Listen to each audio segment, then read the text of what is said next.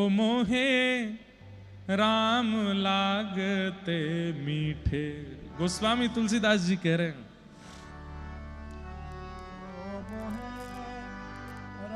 भाई यहाँ 7 दिन विनय पत्रिका हमको चाहिए ही चाहिए। गोस्वामी जी के बहुत सुंदर भाव है। गोस्वामी तुलसीदास जी महाराज कह रहे हैं जो मोहे राम लागते मीठे, जो मोहे राम लागते।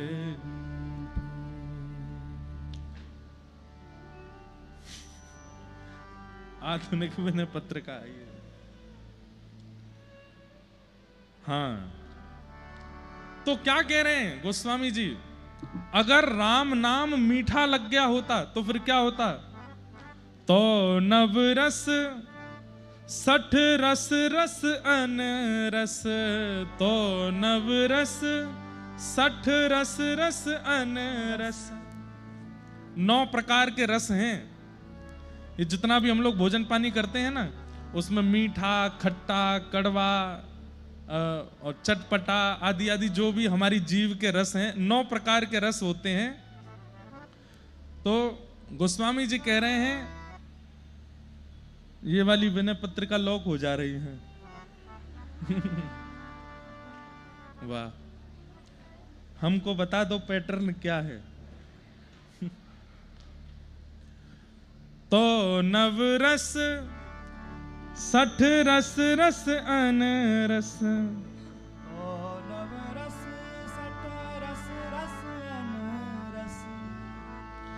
है जाते सब सीठे, है जाते सब जो मोहे राम लागते मीठे, जो मोहे राम लागते। अगर राघव जी मीठे लग गए होते, कोई आके पूछता दाल में नमक ठीक है? हाँ सही है। नींबू तो नहीं डाला? नहीं, जरूरत नहीं है। और दूसरा खा करके बता इसमें ना नींबू है, ना नमक है, ना मिर्च, कुछ नहीं, कैसे बढ़िया लग रहा है आपको? अरे भाई हमको राम मीठे लग गए हैं। अब संसार का रस कोई अच्छा लगे बुरा लगे इसका पता ही नहीं चलता है। जिसकी जीव पर राम रस कृष्ण रस बैठ जाता है उसको फिर संसार के सभी रस एक जैसे लगते हैं। उसको फिर बहुत अच्छा पहनने का मन नहीं होता। हमारे संत महापुरुषों को देखो, एक भागलपुरी नीचे लपेटी, दूसरी ऊपर डाल दी, चंदन पोटा लगाया, घूमने निकल गए। दुनिया प्रणाम करती हुई चलती है। आप लोग 1-1 लाख रुपए के सूट पहन लो, 1.5 लाख रुपए के जूता पहन लो, फटी हुई जीन्स आती हैं 25,000 की। फटी हुई जीन्स 25,000 की आती है, और टी शर्ट अगर फटी नहीं है तो 5,000 की, अगर फटी होगी तो वो भी 15,000 की। फटते ही ब्रांड बन जाता है वो। कैसे दरिद्र होते जा रहे हैं हम लोग। लेकिन आप भले 1.5 लाख की सामग्री ऊपर से नीचे तक पहन लो, 200-200 रुपया की भागलपुरी लपेटे हुए महात्मा को ज्यादा देखेंगे लोग, आपको कोई नहीं देखेगा। उनकी महिमा ज्यादा है। जो मोहे, क्यों? क्योंकि राम मीठे लग गए उनको। तो नवरस 60 रस रस अन रस, तो नवरस 60 रस रस अन रस, है जाते सब सीठे जो मोहे राम लागते मीठे। वंचक विषय विविध तनुधारी, वंचक विषय विविध तनुधारी, अनुभवे सुने अरुढीठे, अनुभवे सुने अरुढीठे।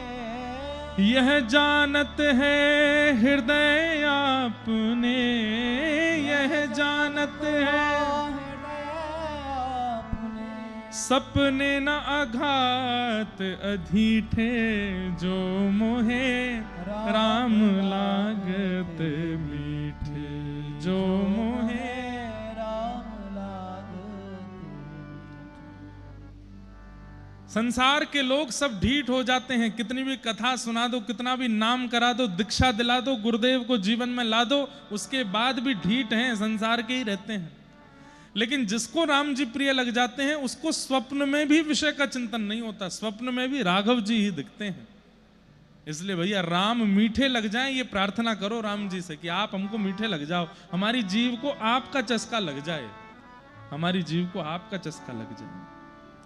तुलसीदास प्रभु सो एक ही बल वचन, तुलसीदास प्रभु एक बल वचन, वचन कहत अधि ढीठे, नाम की लाज राम करुणा कर, नाम की लाज राम करुणा कर, कहीं न दिए कर चीठे, जो मोहे राम लागते मीठे, जो मोहे राम लागते।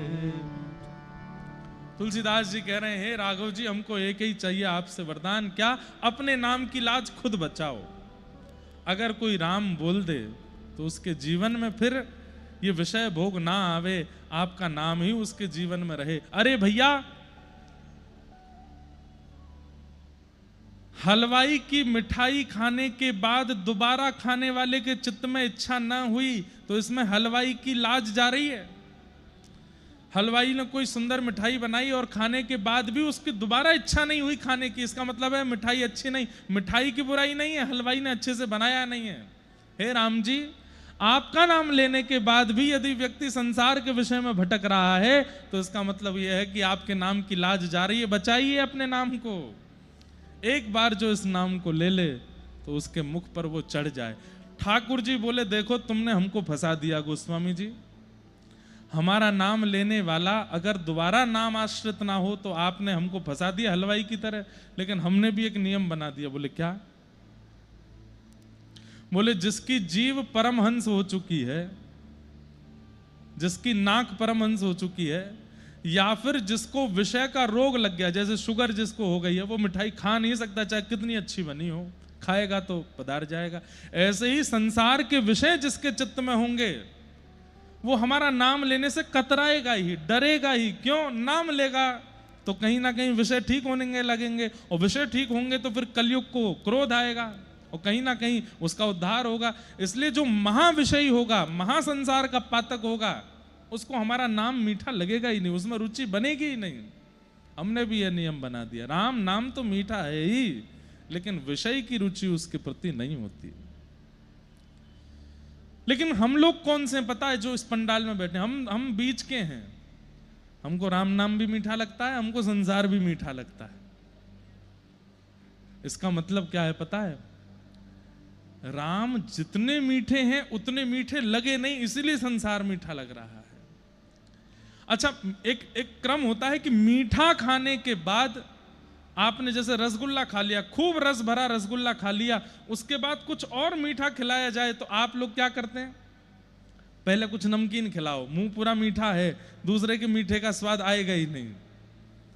रसगुल्ला खाने के बाद चाय पियो तो चाय की स्वाद आपको कुछ नमकीन खाना पड़ता है। हम लोग ऐसे हैं, हम बीच बीच में नमकीन खाते रहते हैं संसार की। लेकिन एक बार राम जी के मिठास यदि अच्छे से जिह्वा पर चढ़ जाए तो फिर अन्य किसी भाव की इच्छा नहीं होगी। चैंटा बन जाओ। चैंटा कैसा होता है? एक बार चाशनी से जाके लगता है, पीते पीते वहीं प्राण त्याग देता है। बीच में चैंटा कुछ नमकीन खाने नहीं जाता, उस चाशनी में ही रम के मर जाता है। परम सत्य भगवान का नाम है, उस नाम के अधीन हो जाओ, उस नाम के अधीन हो जाओ। जैसे श्वास के बिना, जल के बिना, भोजन के बिना, निद्रा के बिना जीवन नहीं लगता जीवित रहने लायक, ऐसे ही नाम के बिना भी हम जीवित ना रह पाए, ऐसी स्थिति बन जाए। नाम लिए बिना घबराहट होने लगे। प्रारंभ में आपको जबरदस्ती लेना पड़ेगा। नियम बना लीजिए, कुछ खाऊंगा नहीं जब तक इतना नाम नहीं करूंगा, कुछ पीऊंगा नहीं जब तक इतना नहीं जप लूंगा, कुछ कहीं जाऊंगा नहीं जब तक ये नहीं होगा। और इसको इतनी कठोरता से धारण कर लीजिए कि अगर 6 बजे कहीं निकलना है तो 5 बजे 4 बजे नहा धो करके बैठ जाइए, 5 बजे निकलना है तो 3 बजे उठ करके बैठ जाइए। नाम के प्रति इतने निष्ठावान हो जाइए, आप नाम को पकड़ने से प्रारंभ करेंगे, एक समय आएगा कि नाम आपको पकड़ लेगा, और जब नाम आपको पकड़ेगा फिर नाम के बिना रह नहीं पाओगे आप। और जिस दिन नाम ने आपको पकड़ लिया, समझ जाओ ठाकुर जी ने ही आपको पकड़ लिया, और उस दिन श्रीमद् भागवत जी का प्रथम श्लोक सार्थक हो जाएगा, सत्यम परम धीमहि। मैं ऐसे परम सत्य भगवान के नाम को ध्यान धरता हूं, प्रणाम करता हूं। वे भगवान कैसे हैं? जन्माद्यस्य यतोऽन्वयाद् इतरतः, जो जन्म लेते ही अन्वयाद् इतरतः अपने माता पिता को छोड़ के गोकुल चले गए। जन्म कहां लिया? मथुरा में, लेकिन लीला करने कहां चले गए? नंद यशोदा के पास। और वहां जाके क्या किया? बोले चार थे स्वविज्ञ स्वराट, अविज्ञ हैं, अनविज्ञ नहीं है, सब जानते हैं। जितने राक्षस रूप बदल के आए सबको पहचान गए ठाकुर जी। स्वराट, अपने प्रकाश से प्रकाशित होते हैं, किसी अन्य के प्रकाश की आवश्यकता नहीं। मुय्यन्ति यत्सूरयः, बड़े बड़े देवताओं को अपनी लीला से मोहित कर लिया। गिरिराज उठा के इंद्र को मोहित कर लिया। तेने ब्रह्म हृदय आदि कवि, आदि कवि ब्रह्मा को ग्वाल बालों की हरण लीला से मोहित कर लिया। वो सब लीला आएगी तो सुनाएंगे। तेजो वारि मृदाम यथा विनिमयो, पृथ्वी अग्नि जल वायु आकाश पंच तत्वों को कृष्ण लीला में ठाकुर जी ने पवित्र किया। कैसे? मृद भक्षण लीला से मिट्टी को पवित्र किया। कालिया मर्दन लीला, कालिया नाग के ऊपर नथ करके यमुना जी यानी जल को पवित्र किया। 2 बार दावाग्नि पी करके अग्नि को पवित्र किया। तृणावर्त का वध करके वायु को पवित्र किया, और महाराज करते हुए आकाश को पवित्र किया। पंच तत्व जिनसे हमारा शरीर बना है, इन सबको ठाकुर जी ने उच्छिष्ट किया, अपना प्रसाद बनाया। हम ठाकुर जी के प्रसाद हैं, बस तुलसी पधराने की देरी होती है। जैसे भोग में तुलसी पधराई जाए तब ठाकुर जी पाते हैं, ऐसे ही जब जीवात्मा को गुरुदेव मिल जाते हैं। और गुरुदेव कौन है? गुरुदेव मतलब रसोईया। गुरुदेव मतलब रसोईया। रसोईया क्या करता है? सामग्री को यथावत स्थान पर काट करके, अमनिया करके, नमक मिर्च आदि डाल करके, सुंदर उसको घी आदि में तल करके और बढ़िया ठाकुर जी के लिए प्रसादी बनाता है। और जैसे ठाकुर जी के सामने पधराते हैं उसमें तुलसी पधरा देते हैं। ऐसे ही गुरुदेव हमको क्या करते हैं? अपने कथा से, अपने वचनों से, अपने कीर्तनों से हमारा निर्माण करते हैं। हमारी बुद्धि रूपी लौकी, बुद्धि क्या है? लौकी की सब्जी है। बुद्धि रूपी लौकी, हृदय रूपी टमाटर, इन सब का मिश्रण करके बढ़िया हमारी सामग्री बनाते हैं, और कंठ में कंठी माला पधरा करके ठाकुर जी के सन्मुख अर्पित कर देते हैं। ठाकुर जी लो इसका भोग लगाओ, अब इसको स्वीकार करो, इसकी दीक्षा हो गई है।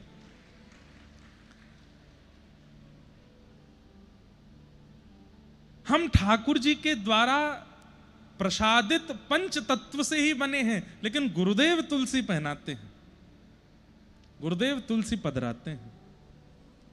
हमारे श्री वैष्णव परंपरा में तुलसी पहनने का अधिकार है, पर साथ में, क्योंकि हमारे यहां हमारी आराध्या श्री लक्ष्मी जी हैं, तो लक्ष्मी जी का जो स्वरूप है वो कमल गट्टा है। हमारे यहाँ कमल गट्टा की माला भी पहनी जाती है। कमल गट्टा की माला और तुलसी जी दोनों साथ में पहनने का अधिकार। कई जगह कंठ तक तुलसी पहनने का अधिकार। हमारे संप्रदाय में सर्वांगीण नाभि तक तुलसी पहनने का अधिकार है, ऐसे भाव है। तो तुलसी पहनाने से क्या हो जाता है? बोले वो ठाकुर जी के लायक हो गया, फिर ठाकुर जी उसका भोग लगाते हैं। तो तेजो वारी मृदाम यथा विनिमयो यत्र त्रिशर्गोम वृषा, 3 स्थानों पर ठाकुर जी ने विशेष लीलाएं की कृष्ण लीला में। व्रज, द्वारिका और हस्तिनापुर, 3 लीलाओं की जो संपूर्ण लीला भगवान ने की, उनका अवलोकन सबने किया।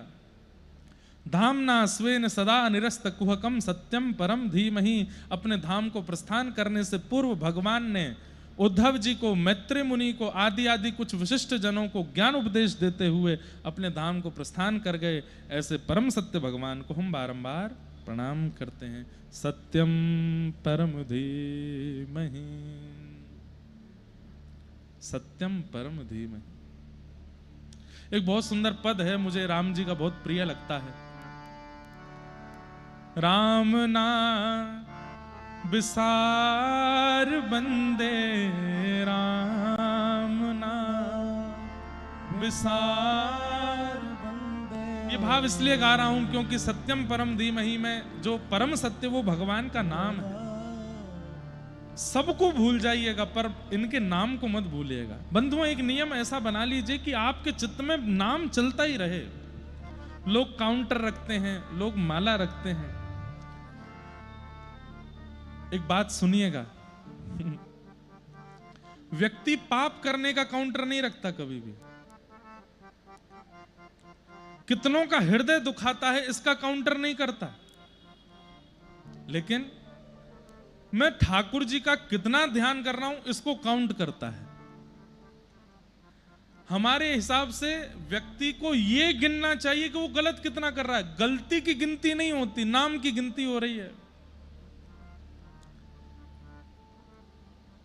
हमारा कोई विरोध नहीं है काउंटर से, हमारा कोई विरोध नहीं है, माला करनी चाहिए, हम खुद करते हैं, लेकिन काउंटर रखिए, लेकिन उसकी जो गिनती आती है ना वहां पर उसको छुपा दीजिए, वहां पर कुछ रंग रोगन कर दीजिए, वो दिखाई ना दे कि कितना जप रहे हो।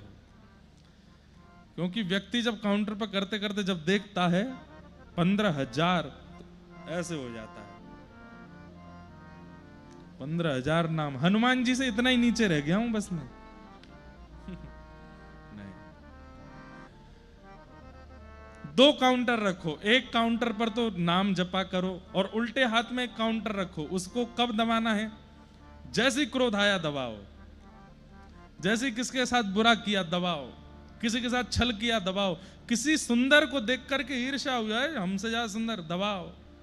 ये छल कपट ईर्ष्या द्वेष अभिनिवेश अहंता ममता आदि आदि ये सब जीवन में जब आए तब काउंटर दबाते रहो और उसको मत छुपाना।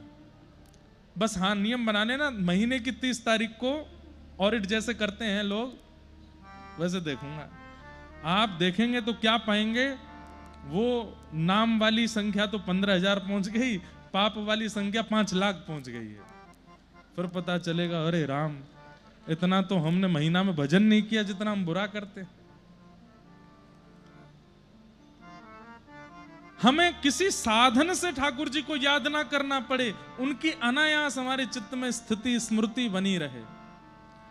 कितना कितना विचित्र है, कोई व्यक्ति अपनी पत्नी का नाम नहीं जपता, कोई व्यक्ति अपने बच्चों का नाम नहीं जपता।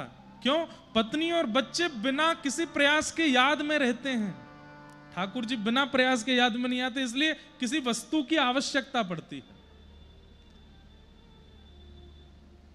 बिना प्रयास के वो याद रहें, वो प्रेम का विशिष्ट स्वरूप है। राम ना बिसार बंदे, राम ना बिसार बंदे। और एक बात, बहुत वातानुकूलित बढ़िया ये पंडाल है, बढ़िया मीठी मीठी सौंधी कथा चल रही है। आगे वालों पर मेरी दृष्टि ज्यादा रहती है, पीछे वाले जो हैं वो कथा सुनते ही भाव से हैं, पर बीच वालों को जब मैं देखता हूं, एक आध मुझे झोंके वाले दिख रहे हैं। तो इस कथा में अगर किसी को, वैसे ज्यादा झोंके वाले हमारी कथा में रहते नहीं हैं, लेकिन एक आध किसी को आ जाए तो उसको अगर आपने कोहनी मार के उठा दिया तो आपको पूरी कथा का फल मिलेगा। उठा दिया करो उसको। और ये जब कीर्तन भजन कथा में होते हैं, करताल बजा करके भाव निमग्न होकर के आप अयोध्या नगरी में बैठे हैं, भगवान के सुदर्शन चक्र के स्पर्श में है, मुक्ति तो निश्चित है, पर भक्ति युक्त मुक्ति मिले ऐसा प्रयास करो। भाव में भर के गाइए करताल बजाते हुए। हे राम नाम बिसार बंदे, राम नाम बिसार बंदे, ओ राम नाम बिसार बंदे राम नाम बिसार बंदे ओ राम नाम बिसार रे राम राम नाम बिसार रे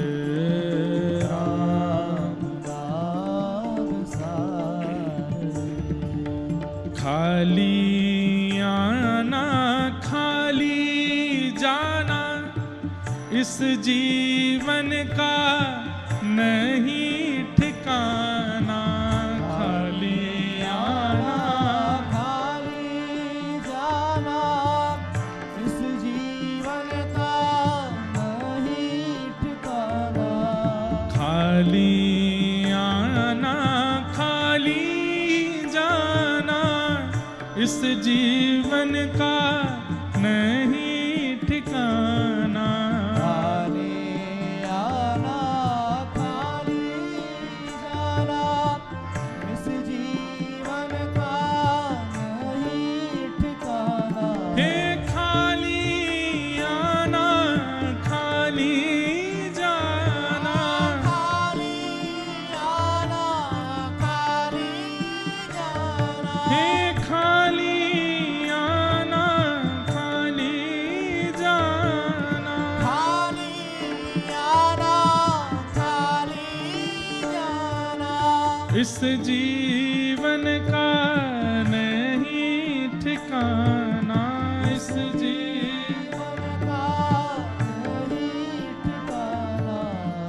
जीवन के दिन चार बंदे जीवन के हाँ जीवन के दिन चार बंदे जीवन के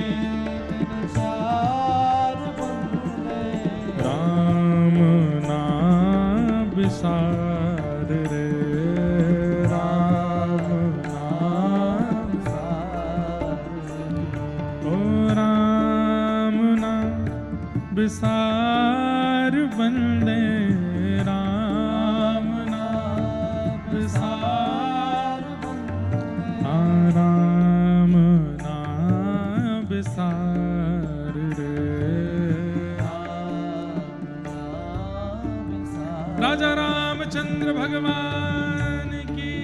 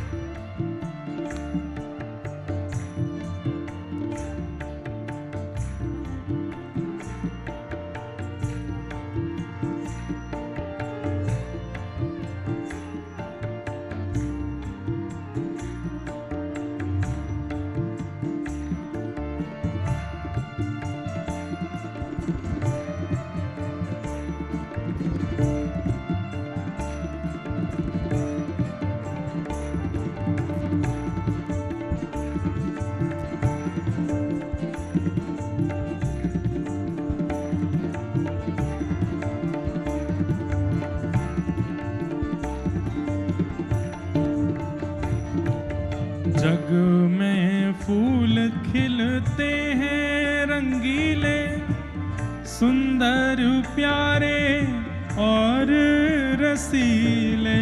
जग में फूल खिलते हैं रंगीले सुंदर प्यारे और रसीले।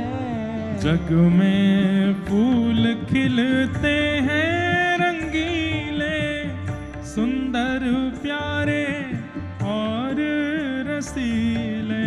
जग में फूल खिलते हैं रंगीले सुंदर प्यारे पर और रसीले। ओ मत करना तू इनसे प्यार बंदे मत करना तू इनसे।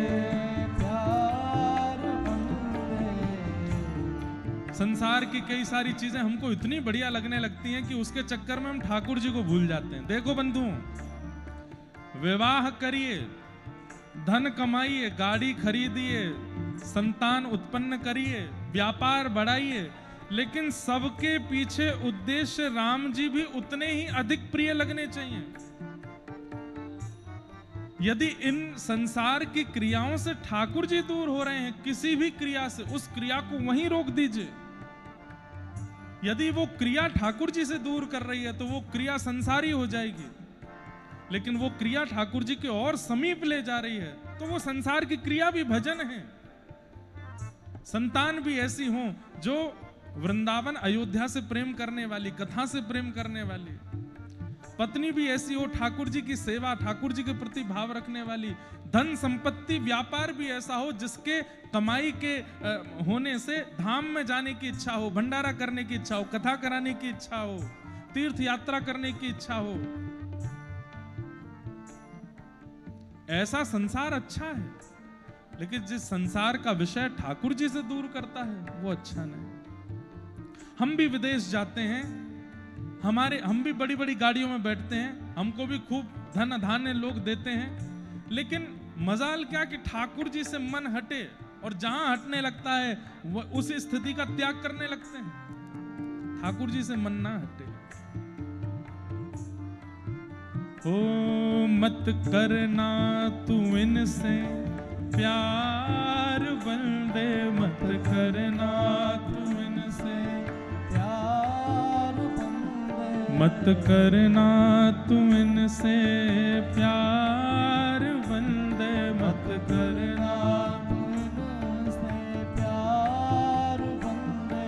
ओ राम नाम बिसार रे, राम नाम सार, राम नाम बिसार बंदे, राम नाम सार बंदे।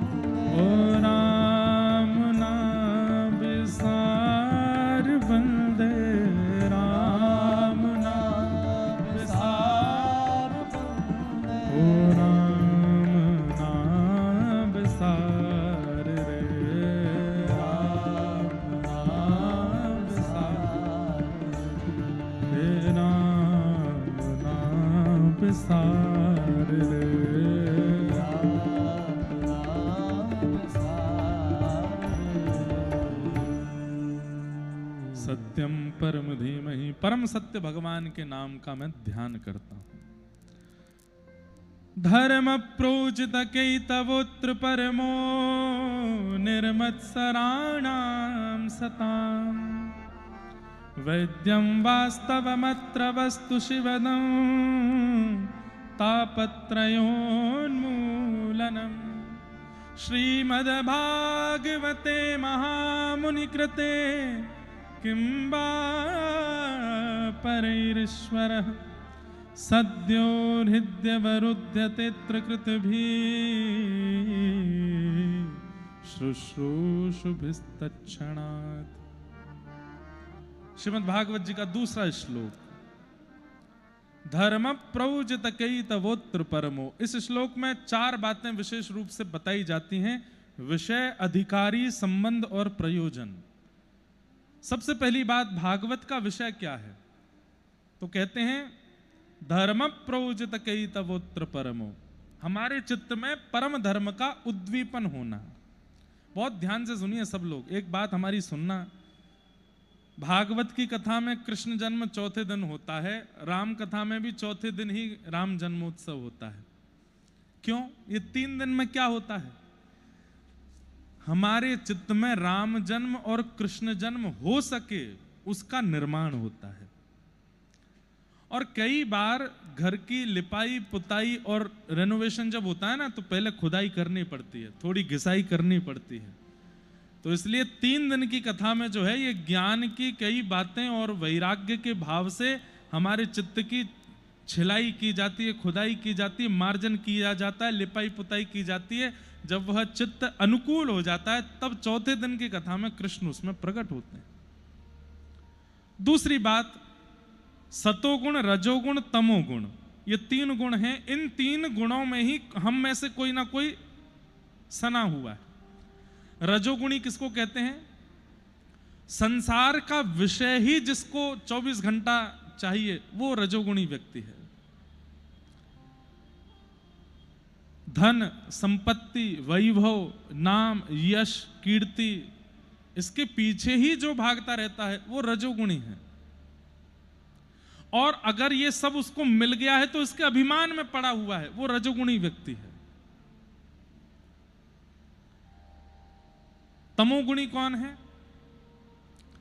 तमोगुणी वो है जो खुद तो नहीं कमा रहा है लेकिन दूसरा कमा रहा है, ये उसको अच्छा नहीं लग रहा है। ईर्ष्यालु व्यक्ति तमोगुणी है। वो केवल षड्यंत्र बनाता रहता है, किसको मारूं, किसकी निंदा करूं, किसको एक्सपोज करूं, किसके बारे में गलत बोलूं, किसके लिए कुछ कर दूं। ये कौन है? तमोगुणी। और सतोगुणी कौन है? मेरा आपकी कृपा से सब काम हो रहा है, करते हो तुम कन्हैया, मेरा नाम हो रहा है। ये सतोगुणी है। पतवार के बिना ही मेरी नाव चल रही है, हैरान है जमाना, मंजिल भी मिल रही है। ये सतोगुणी है। मतलब धन, संपत्ति, वैभव, यश, कीर्ति की कामना इनको भी है, लेकिन मिलने के बाद ये क्या कहते हैं? ठाकुर जी की कृपा से ही है सब, हमारी योग्यता नहीं है। अच्छे हैं ये, उन दोनों से तो अच्छे हैं, लेकिन इन तीनों के चित्त में रहने पर भी ठाकुर जी नहीं आते। ठाकुर जी का प्रादुर्भाव कब होता है? जब व्यक्ति निर्गुणी हो जाता है, कोई गुण ही नहीं है। सूरदास जी का भाव, जैसे राखो तैसे रहूं, जानत हो सुख दुख सब जन के, मुख सो कछु ना कहूं। जैसे राखो तैसे रहूं। बहुत सुंदर पद है। श्री हनुमान जी महाराज की जय। श्री हनुमान गढ़ी हनुमान जी महाराज की जय। हमने महाराज जी से कहा है कि महाराज जी आप अयोध्या जी में हैं, हमारी कथा है, अगर आप नित्य दर्शन देने आ जाएंगे तो हमें लगेगा कि श्री हनुमानगढ़ी के हनुमान जी ही आ रहे हैं कथा में। प्रभु चरित्र सुनवे को रसिया। और महाराज जी इतने सरल हैं कि अपना दिया हुआ वचन निभा रहे हैं। व्यस्तता के बाद भी महाराज जी दर्शन देने आ रहे हैं। श्री राम जय राम जय जय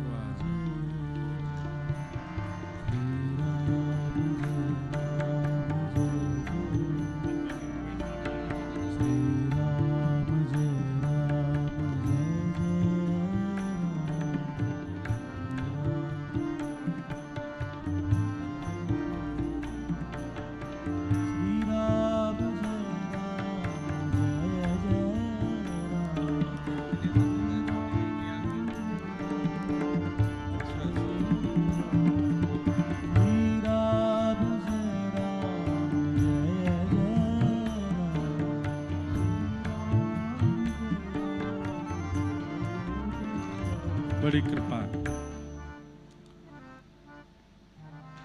पता नहीं ऐसा हमें अनुभव होता है कि कथा कहते कहते भी बुद्धि जो है ना वो सात्विक तो हो जाती है। हमारी हुई है, हम ऐसा नहीं कह रहे हैं, पर थोड़ा तो असर होता है कथा कहते रहने से।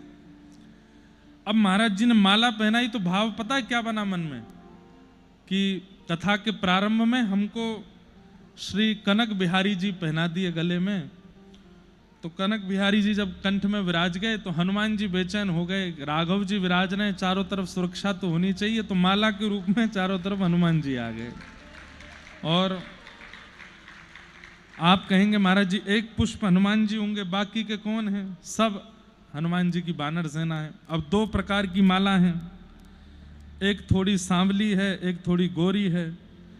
तो सांवली माला जो है ये श्री भरत जी हैं, गोरी माला जो है ये श्री हनुमान जी हैं, दोनों विराज गए। अब लेकिन हमारे ऊपर एक दूसरी समस्या है कि इतनी माला पहन के हमसे कथा नहीं होती। अब हमारा मन इनमें ही लगा रहेगा, लेकिन थोड़ी देर पहन के फिर पधरा देंगे। एक आप लोगों ने पता नहीं अनुभव किया कि नहीं, बहुत दिन से मेरे मन में एक प्रश्न चल रहा था और कल व्यासपीठ पर अपने आप उसका उत्तर मिला।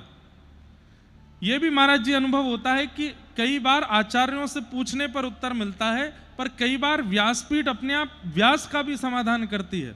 जैसे हम कहीं भी हनुमान जी के मंदिर में जाते थे तो हनुमान जी का जो सिंदूर है वो बीच में नहीं लगाते हैं, जो पुजारी गण होंगे वो यहाँ ये भौहें जो हैं इनमें लगाते हैं, इनके ऊपर लगाते हैं। कई संतों को भी देखा वो तिलक चंदन सब माथे पे लगाएंगे लेकिन हनुमान जी का सिंदूर भौहें पे लगाते हैं। मैं सोचता था कभी तो पूछूंगा इस बारे में कि इसका अर्थ क्या है। कई मंदिरों में मध्य पे भी लगाते हैं, उसका कोई दोष नहीं है, पर मन में आता था कि इसका उत्तर क्या होगा। और सही बताएं, कल महाराज जी भी यहाँ आए थे, हमने पूछा नहीं किसी को, लेकिन हाँ जब कोई मन में अपने आप समाधान आता है उसके बाद मैं गुरुदेवों से पूछ के करता हूं कि ये समाधान उचित था कि नहीं। तो मैंने रात्रि में एक महापुरुष से पूछा भी, तो उन्होंने कहा ये बिल्कुल यही कारण है। क्या कारण? मन में आया कि ये हनुमान जी का चंदन इधर क्यों लगता है, बीच में क्यों नहीं लगाते सिंदूर। तो मन में भाव आया कि जो हम बीच में तिलक पधराते हैं इसका भाव क्या है। ये लाल श्री जो हैं ये कौन है? श्री जी हैं। जानकी जी, लक्ष्मी जी, राधा रानी, किसी भी भाव से ये श्री जी हैं। और ये जो दो श्वेत ठाकुर जी के तिलक हैं ये भगवान के चरणारविंद हैं और नीचे सिंहासन है। तो हनुमान जी महाराज मानो मन में भाव रखते हैं कि जानकी जी बैठी हैं, राघव जी के दोनों चरण हैं, चरणों के और जानकी जी के ऊपर हमको नहीं, हमको नीचे चरणों में बैठाओ, यहाँ पे बैठाओ। इसलिए हनुमान जी का सिंदूर जो है वो यहाँ लगाते हैं। लेकिन जो माथा सूना रखते हैं उनके तो यहाँ बिल्कुल बीच में ही पधराना चाहिए। लेकिन जो तिलक स्वरूप लगाते हैं, जो नित्य तिलक स्वरूप धारण करते हैं, उनको अलग से अगर तिलक भी कभी करना हो जाए, घर पे महापुरुष आते हैं, घर पे संत, तो उनको भी यहाँ ही पधराना चाहिए। और हनुमान जी का जो चंदन है वो तो सिंदूर वो पधराया ही नीचे जाता है कि हम तो चरणों में रहते हैं। अगर माथे पर तिलक विराज रहा है तो मतलब राघव जी, सिया जी विराज रहे हैं, लक्ष्मी नारायण विराज रहे हैं, राधा माधव विराज रहे हैं। सब संप्रदायों के अपने अपने तिलक हैं, लेकिन सब तिलकों का भाव यही है कि ठाकुर जी विराज रहे हैं तिलक के रूप में। तो ठाकुर जी के ऊपर हनुमान जी नहीं बैठते, हनुमान जी तो बगल में विराजते हैं। इसलिए हनुमान जी का जो सिंदूर है इधर लगाते हैं। तो कल मन में भाव आया और अपने आप उत्तर व्यासपीठ पे ही आया। फिर रात्रि में एक आचार्य से हमने पूछा तो उन्होंने समाधान करते हुए कहा यही भाव है। इसीलिए हनुमान जी का जो सिंदूर है वो उनकी आईब्रोज पे लगाया जाता है जिनके तिलक पहले से विराज रहा है। जो नहीं विराजते उनको तो बीच में ही लगाना चाहिए। कितनी सूक्ष्मता का भाव है। महाराज जी पधारे हैं और उनके युगल चरणों में भी बारंबार प्रणाम करते हैं। धर्म प्रोजित कई तवोत्र परमो। भागवत जी का विषय क्या है? परम धर्म का उद्दीपन होना। धर्म और परम धर्म में अंतर क्या है? बहुत ध्यान से सुनिए।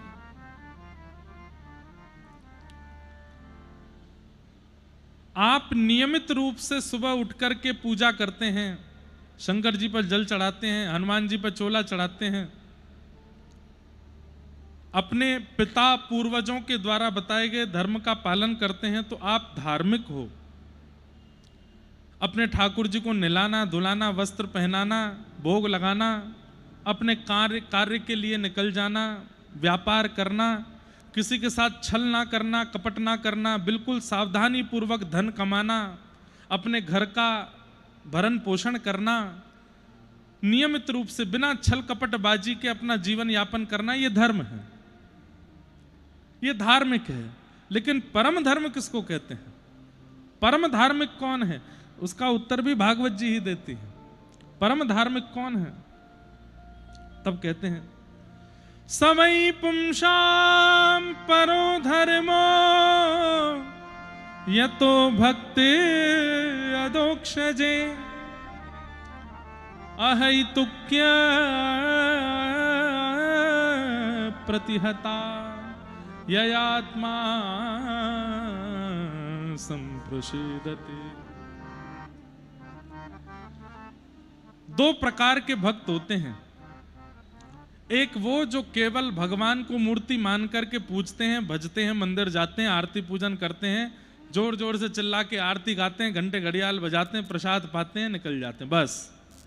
लेकिन दूसरे प्रकार के भक्त क्या हैं? गए मंदिर में जाकर के एक खम्भ के पीछे खड़े हो गए, नेत्रों से अविरल अश्रुधार निकलती जा रही है, भाव निमग्न होकर के राघव जी को देख रहे हैं, तन की सुध नहीं है, स्थिति बिल्कुल विचलित हो गई है, ये परम धार्मिक है। मतलब धार्मिक वो जो उनको भगवान और अपने आप को इंसान मान करके उनकी आराधना करता है। और परम धार्मिक कौन?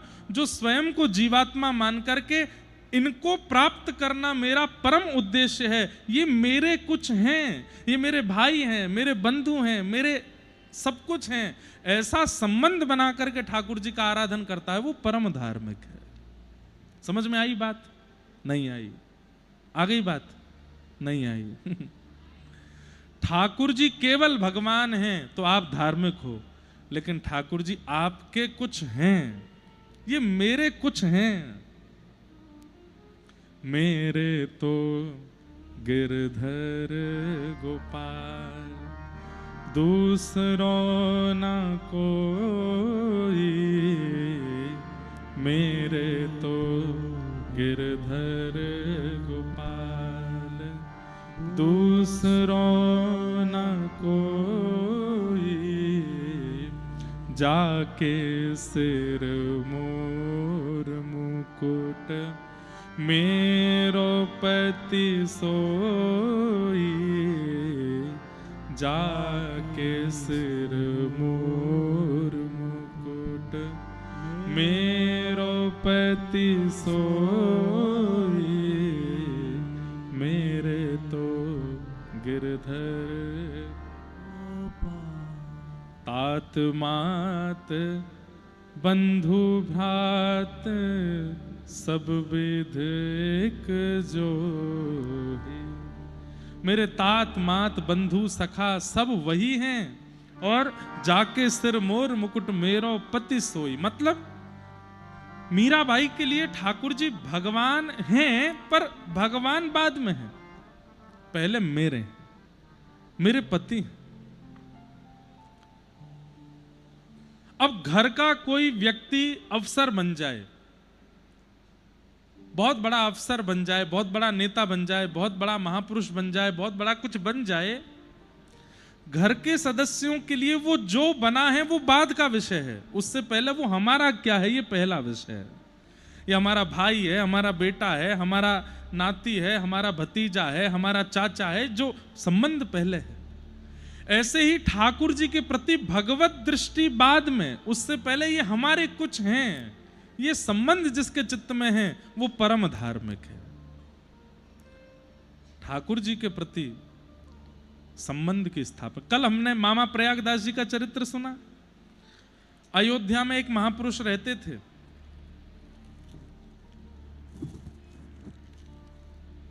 वशिष्ठ गोत्रीय महापुरुष थे। तो वशिष्ठ गोत्र में उत्पन्न हुए, इसलिए उनको लगता था कि मैं वशिष्ठ कुल में जन्मा हूं, तो आत्मा वही जायते पुत्रः,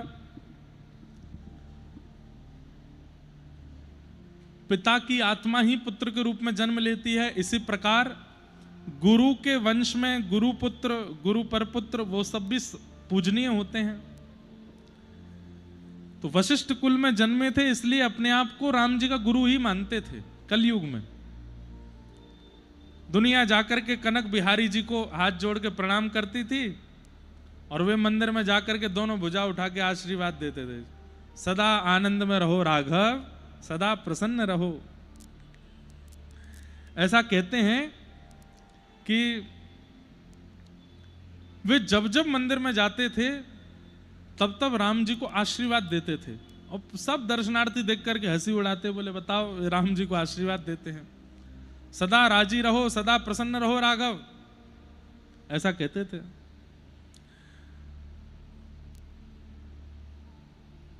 लोगों ने कहा पता नहीं इनका क्या भाव है, तो उन्होंने बताया कि मैं राम जी को अपना शिष्य मानता हूं, स्वयं इनका गुरु हूं, क्योंकि मैं वशिष्ठ कुल में जन्मा हूं।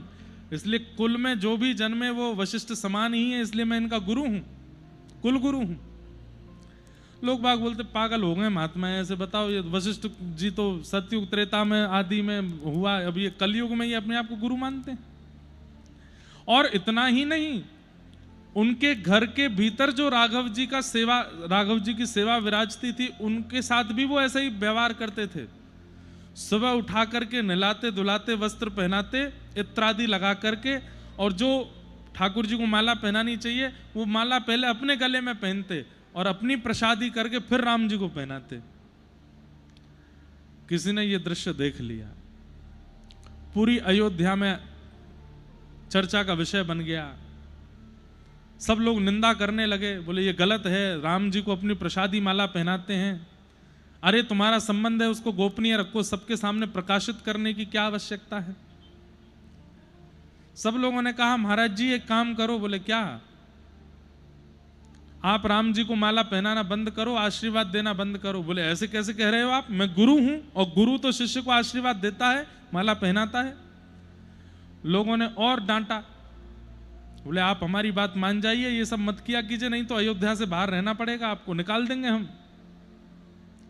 बोले भाई तुम चाहे जो कह लो, मैं अपनी क्रिया नहीं बदलूंगा, मेरा शिष्य है राघव, मैं तो रोज आशीर्वाद दूंगा, रोज माला पहनाऊंगा। तो बोले एक काम कीजिए। बोले क्या? हम सब लोग चारों तरफ से बैठ करके देखेंगे, राघव जी की मूर्ति आपके सामने होगी, आप अपनी प्रसादी माला पहनाना। यदि राघव जी झुक करके आपकी माला पहन लेंगे तो हम मान जाएंगे कि वो भी आपको गुरु मानते हैं, नहीं तो एक हाथ से ताली नहीं बजती। आप कितना भी कहते रहो वो आपके शिष्य, हम कैसे मान लें? राघव जी आपको गुरु मानते हैं कि नहीं, इसका प्रमाण हमको मिल जाएगा, हम आपको ये करने की अनुमति दे देंगे। और उसके लिए राम जी की मूर्ति को झुक करके आपकी माला स्वीकार करनी पड़ेगी। अगले दिन सभा तैयार हुई और वो महाराज जी अपने सेवा के ठाकुर जी को, राघव जी को उठा रहे थे। राघव, आज अपने गुरु जी की लाज बचाना। वैसे आज तक तो तुमने झुक के माला नहीं पहनी, मैं हमेशा ही अपनी माला उतार के तुमको पहना देता हूं, पर आज सबके सामने मेरी लाज की बात है, अपनी गुरु की लाज रख लेना राघव, थोड़ा झुक जाना। खूब रोए और अपने आंसू पहुंच करके बाहर आए। हजारों संत चारों तरफ बैठे थे, बीच में राघव जी को विराजमान किया। नवीन माला सिद्ध होकर के आई, माला को अपने गले में पहना और अपने गले में धारण करके अपनी प्रसादी करके जैसे ही माला गले से उतारी है, सामने जो राघव जी की प्रतिमा थी वो झुक गई और झुक करके उनकी माला को स्वीकार किया।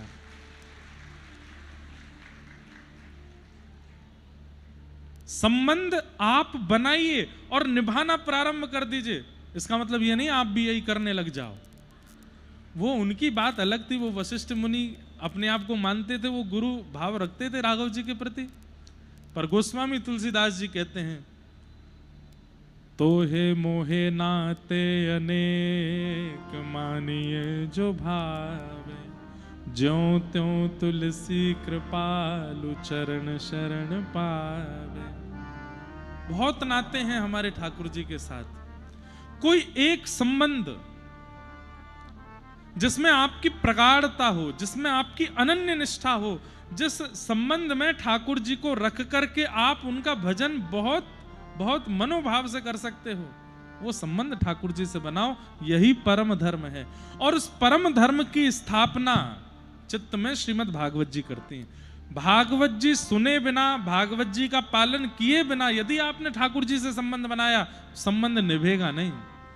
इसलिए पहले खूब भागवत जी की कथा सुनो, भागवत जी के द्वारा चित्त का मार्जन करके आचार्यों के, वक्ताओं के द्वारा बताए गए मार्ग को पालन करना प्रारंभ करो। अपने चित्त का शुद्धिकरण, बुद्धि का शुद्धिकरण करो, उसके बाद उस संबंध का निर्वहन करो। धर्म प्रौजित कई तवोत्र परमो, ठाकुर जी से संबंध भागवत जी बनाते हैं। अर्जुन ने भगवान को गुरु माना, मीराबाई ने भगवान को पति माना, सूरदास जी ने ठाकुर जी को सखा माना। अनेक संबंध बनाए सब भक्तों ने ठाकुर जी के साथ, और जिन्होंने जो जो संबंध बनाया उस संबंध का निर्वहन, उस संबंध का भरण पोषण सब ठाकुर जी ने किया, उस संबंध को निभाया। एक और महापुरुष थे अयोध्या में, वो राम जी को अपना छोटा भाई मानते थे स्वयं को बड़ा भाई मानते, राम जी को छोटा भाई मानते। वो जब जब कनक भवन जाते तो भीतर नहीं जाते, बाहर से ही दर्शन करते। कोई कहता भीतर चलो, बोले नहीं। बोले क्यों? बहू बैठी है, हम जेठ हैं, हम अंदर कैसे जाएं? और बहू के सामने जेठ को संकोच करना चाहिए, इसलिए बाहर द्वार से ही देख के चले जाते। एक बार किसी कारण से पता नहीं कोई ऐसी योजना बनी कि उनको भीतर जाना पड़ा, या कोई ले गया, कुछ ऐसी कथा हुई। तो जैसे ही वो भीतर गए, इतने संकोच में थे कि जानकी जी बैठी हैं, मैं जेठ हूं और वो घूंघट भी नहीं है, और मुझे बड़ा संकोच हो रहा है सामने जाने में। लेकिन जैसे ही वो भीतर गए, अंदर पहुंचे, तो अपने आप कनक भवन में जानकी जी की तरफ का जो दरवाजा था वो अपने आप फिर गया, मानो जानकी जी ने घूंघट कर लिया कि इनको संकोच ना हो, ये अपने ये संकोच में कहीं दर्शन ना छोड़ दें। उसके बाद उन्होंने पुजारी जी को ये बात बता दी और कहा देखो अब मैं दर्शन करने तो आऊंगा, बस आप इतना कर दिया करो, क्या मेरे आते ही जानकी जी की तरफ से हल्का पर्दा कर दिया करो। बहू हैं, छोटी बहू हैं हमारी, मैं जेठ हूं, तो मेरे सामने थोड़ा उनको संकोच ना हो बस। अब हैं तो वो परमात्मा, हैं तो वो ईश्वर, हैं तो वो जगत नियंता जगदीश, लेकिन जब व्यक्ति संबंध बना लेता है और बनाने के बाद उसको निभाने लगता है, प्रगाढ़ता से उस संबंध में रहता, तो ठाकुर जी भी निभाते हैं उस संबंध को और उस संबंध के भाव से रहते हैं। बस ये संबंध मन माना नहीं होना चाहिए, यह संबंध बहुत समय तक कथा श्रवण के बाद, आचार्यों की संगति के बाद, भक्तों के संग रहने के बाद, बार बार ठाकुर जी का अवलोकन करने के बाद, एक समय के बाद अपने आप अनुभूति होने लगेगी कि ठाकुर जी से आपका संबंध है क्या, तब वह संबंध निभाओ, तब वह संबंध बनाओ ठाकुर जी के साथ। तो भागवत जी का विषय क्या है? परम धर्म, यानी कि भगवान से संबंध होना। हमारे आचार्य श्री रामानुजाचार्य जी ठाकुर जी को 4 संबंधों में मानते हैं। एक जगह ठाकुर जी को वो अपना पिता मानते हैं, दूसरी जगह ठाकुर जी को गुरु मानते हैं, तीसरी जगह ठाकुर जी को पुत्र मानते हैं, और चौथी जगह ठाकुर जी को शिष्य मानते हैं। ठाकुर जी शिष्य भी हैं रामानुजाचार्य जी के। संपत कुमार भगवान दक्षिण भारत में हैं, वे उनको रामानुजाचार्य जी पुत्रवत भाव रखते हैं। और वो भाव कैसे था कि एक मुगल शासन राजा था, उसने सब मंदिर अंदिर तोड़ने प्रारंभ किए।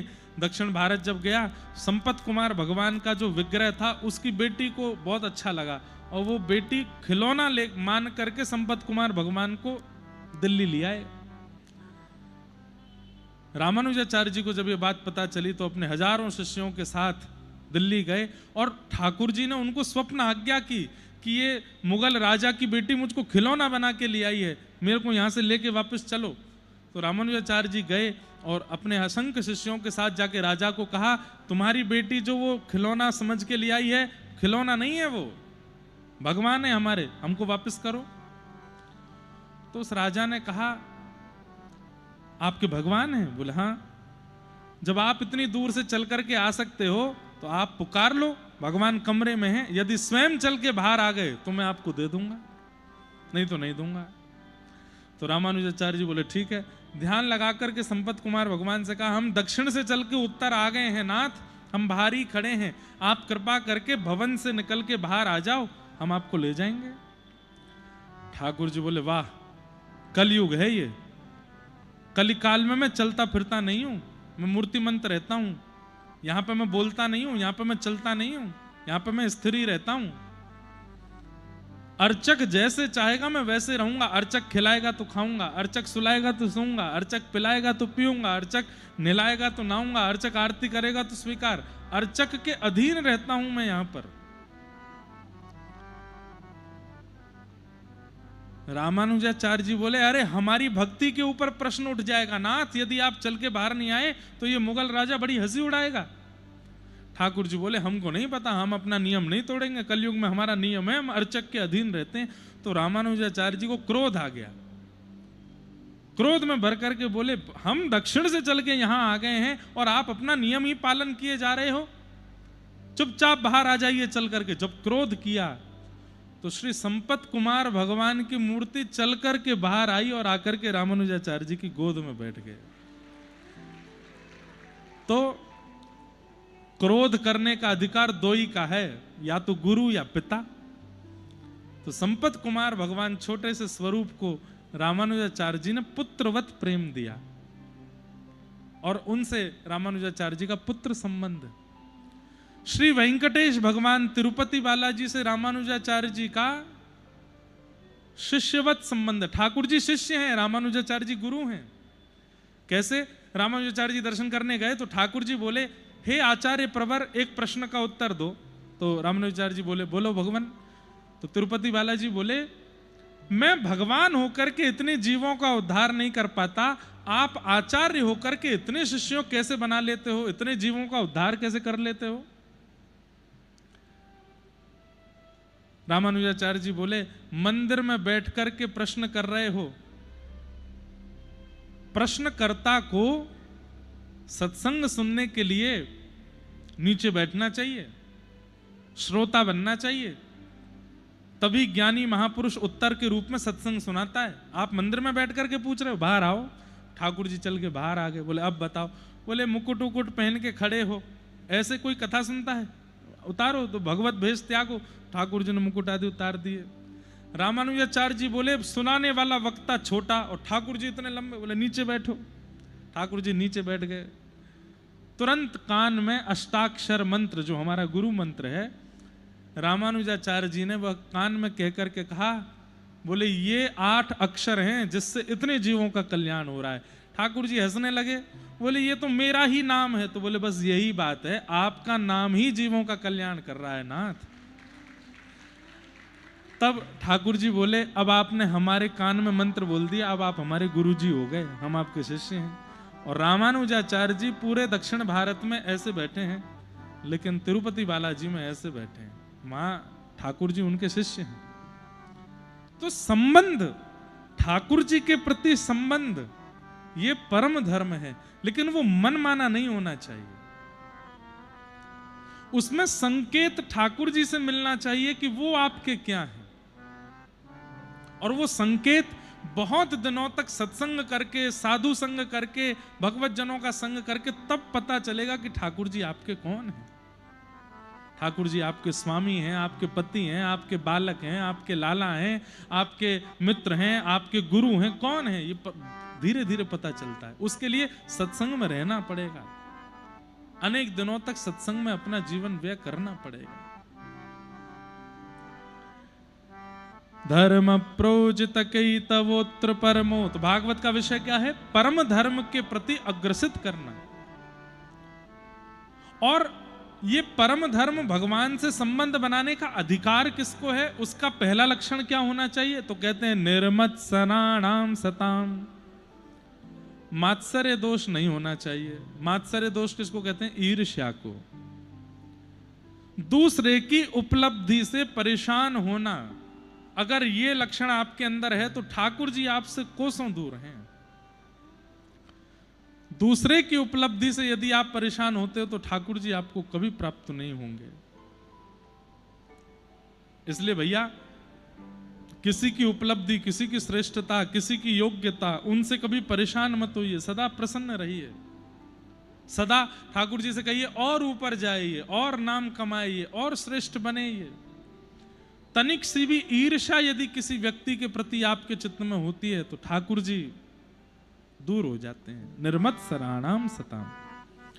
वैद्यम वास्तवमत्र वस्तु शिवदम। अगर आपने मात्सर्य दोष का त्याग कर दिया, परम धर्म का मार्ग अपना लिया, तो कैसा संबंध बनेगा आपका? बोले शिवदम, ठाकुर जी से कल्याणकारी शिवदम संबंध बनेगा। ठाकुर जी निभाएंगे।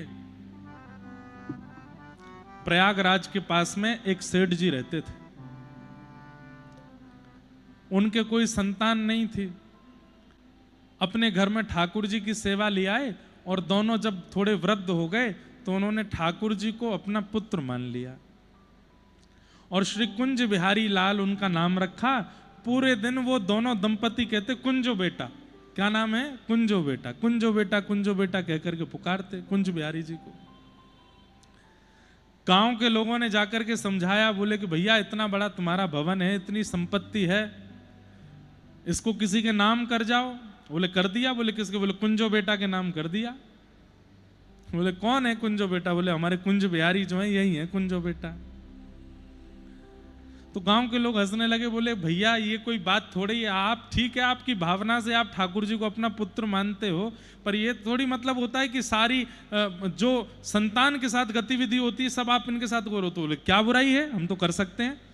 तो एक ने हंस करके कहा, अच्छा तो ये आपके पुत्र हैं? बोले हाँ। अपनी संपत्ति इनके नाम कर दी? बोले हाँ। तो फिर पुत्र को भी धर्म निभाना चाहिए? तो बोले वो निभाएंगे। तो फिर आपकी मृत्यु हो जाएगी तो अंतिम संस्कार करने आएंगे ये? दोनों सेठ जी और सेठानी जी थोड़े से रुके, ठाकुर जी की ओर देखा, थोड़ा मन में घबराहट हुई, बोले अब ये कैसे हम बोले। लेकिन सेठ जी ने विश्वास करके ठाकुर जी की ओर देख के बोला हाँ यही आएंगे हमारा अंतिम संस्कार करने। गांव के लोग चले गए। कुछ वर्षों बाद सेठ जी के प्राण चले गए। पूरे गांव के लोग इकट्ठे हो गए। सब लोगों ने उनकी अर्थी आदि बनाई। कोई संतान तो थी नहीं, लेकिन बहुत सारे बच्चों का वहां जमावड़ा लगा, सब रोने लगे। गांव के लोगों ने कहा तुम सब बच्चे क्यों रो रहे हो? बोले हमें दूध पिलाते थे। कोई बालक बोला हमें मीठा खिलाते थे। कोई बालक बोला मुझे रेवड़ी खिलाते थे। सब बालक वहां आए तो गांव के लोगों ने कहा भाई ये गांव के सब बालकों को अपने यहाँ बुला के बहुत प्रेम देते थे, इसलिए गांव के सब बालक इकट्ठे हो गए, इनमें से ही किसी बालक से संस्कार करवा देंगे इनका। एक बालक उनमें था जो बहुत तेज रो रहा था। उससे जाके सबने कहा तुम कहां से आए? बोले मैं पास के गांव से आया हूं, मुझे रोज चांदी के गिलास में दूध पिलाते थे सेठ जी। सब लोगों ने कहा इसी से ही करा दो संस्कार। और अर्थी पे सेठ जी को रख करके उनका सब क्रम करके उसी बालक जो सबसे ज्यादा रो रहा था उससे संस्कार कराया। और संस्कार करा करके सब गांव के लोगों ने कहा भैया सब लोग नदी में स्नान करो। उस बालक को 2-4 लोग ले गए, बहुत रो रहा था। वो कहा भैया तू स्नान कर ले, गोता लगाओ, स्नान करके घर जाना। जैसे ही गोता लगाया बाहर नहीं आया। सब गोताखोरों ने ढूंढा, पूरी नदी छान मारी, लेकिन वो बालक नहीं मिला। गांव के लोग बोले ये कहीं कुंज बिहारी जी तो नहीं आए थे? अरे दौड़ करके मंदिर में चलो। सब दौड़ करके कुंज बिहारी जी का दर्शन करने गए तो क्या पाया कि श्री कुंज बिहारी जी के समस्त वस्त्र और मुकुट सबसे नदी का जल गिर रहा था। पूरे भीगे कुंज बिहारी लाल वहीं ठाड़े थे। संस्कार करके गए, सब देखते रह गए। संसार से संबंध बनाने में हमारी बड़ी रुचि है, पर ठाकुर जी से संबंध हमारा बन नहीं पाता। संबंध बनाइए और फिर संबंध बनाने के बाद उसका निर्वहन कीजिए, निभाइए। वो संबंध निभना चाहिए आपका, क्योंकि संबंध बनाना आसान है, निभाना बहुत कठिन है। और ठाकुर जी के साथ तो बहुत ही ज्यादा कठिन है। ये अगर भगवान हैं तो आप कुछ भी करते रहो, इनको ज्यादा बुरा नहीं लगेगा। लेकिन अगर आपके संबंधी हो गए तो इतनी इतनी बात भी इनको कष्ट दे देंगे। इसलिए संबंध निभाइए। और एक बात और, उस संबंध को गोपनीय रखिए। हमारे गिरधर लाल जी हमारे क्या हैं, दुनिया खूब अपने अटकहल्ले लगाती है, ये हैं ये हैं ये हैं। किसी को नहीं पता कि कौन है, और ना बताना है हमें कि वो कौन है। प्रेम को जितना छुपाया जाए प्रेम उतना बढ़ता है, जितना उसका प्रचार कर दिया जाए उतना घटता है। इसलिए ठाकुर जी के प्रति संबंध क्या है, आप ठाकुर जी के प्रति कोई भाव कर रहे हो, इतने में कोई आ जाए ना, अपनी गतिविधि बदल दिया कीजिए।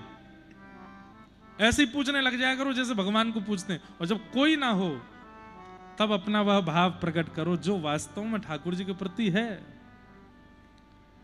यही परम धर्म है। और ऐसा संबंध बनाने की योग्यता, ऐसे संबंध बनाने की श्रेष्ठता तभी आ सकती है जब आपके चित्त में मात्सर्य दोष ना हो। और मात्सर्य दोष यदि विहीन हो गए आप, तो कैसा संबंध होगा? बोले शिवदम, कल्याणकारी संबंध होगा ठाकुर जी के साथ, कल्याणकारी संबंध।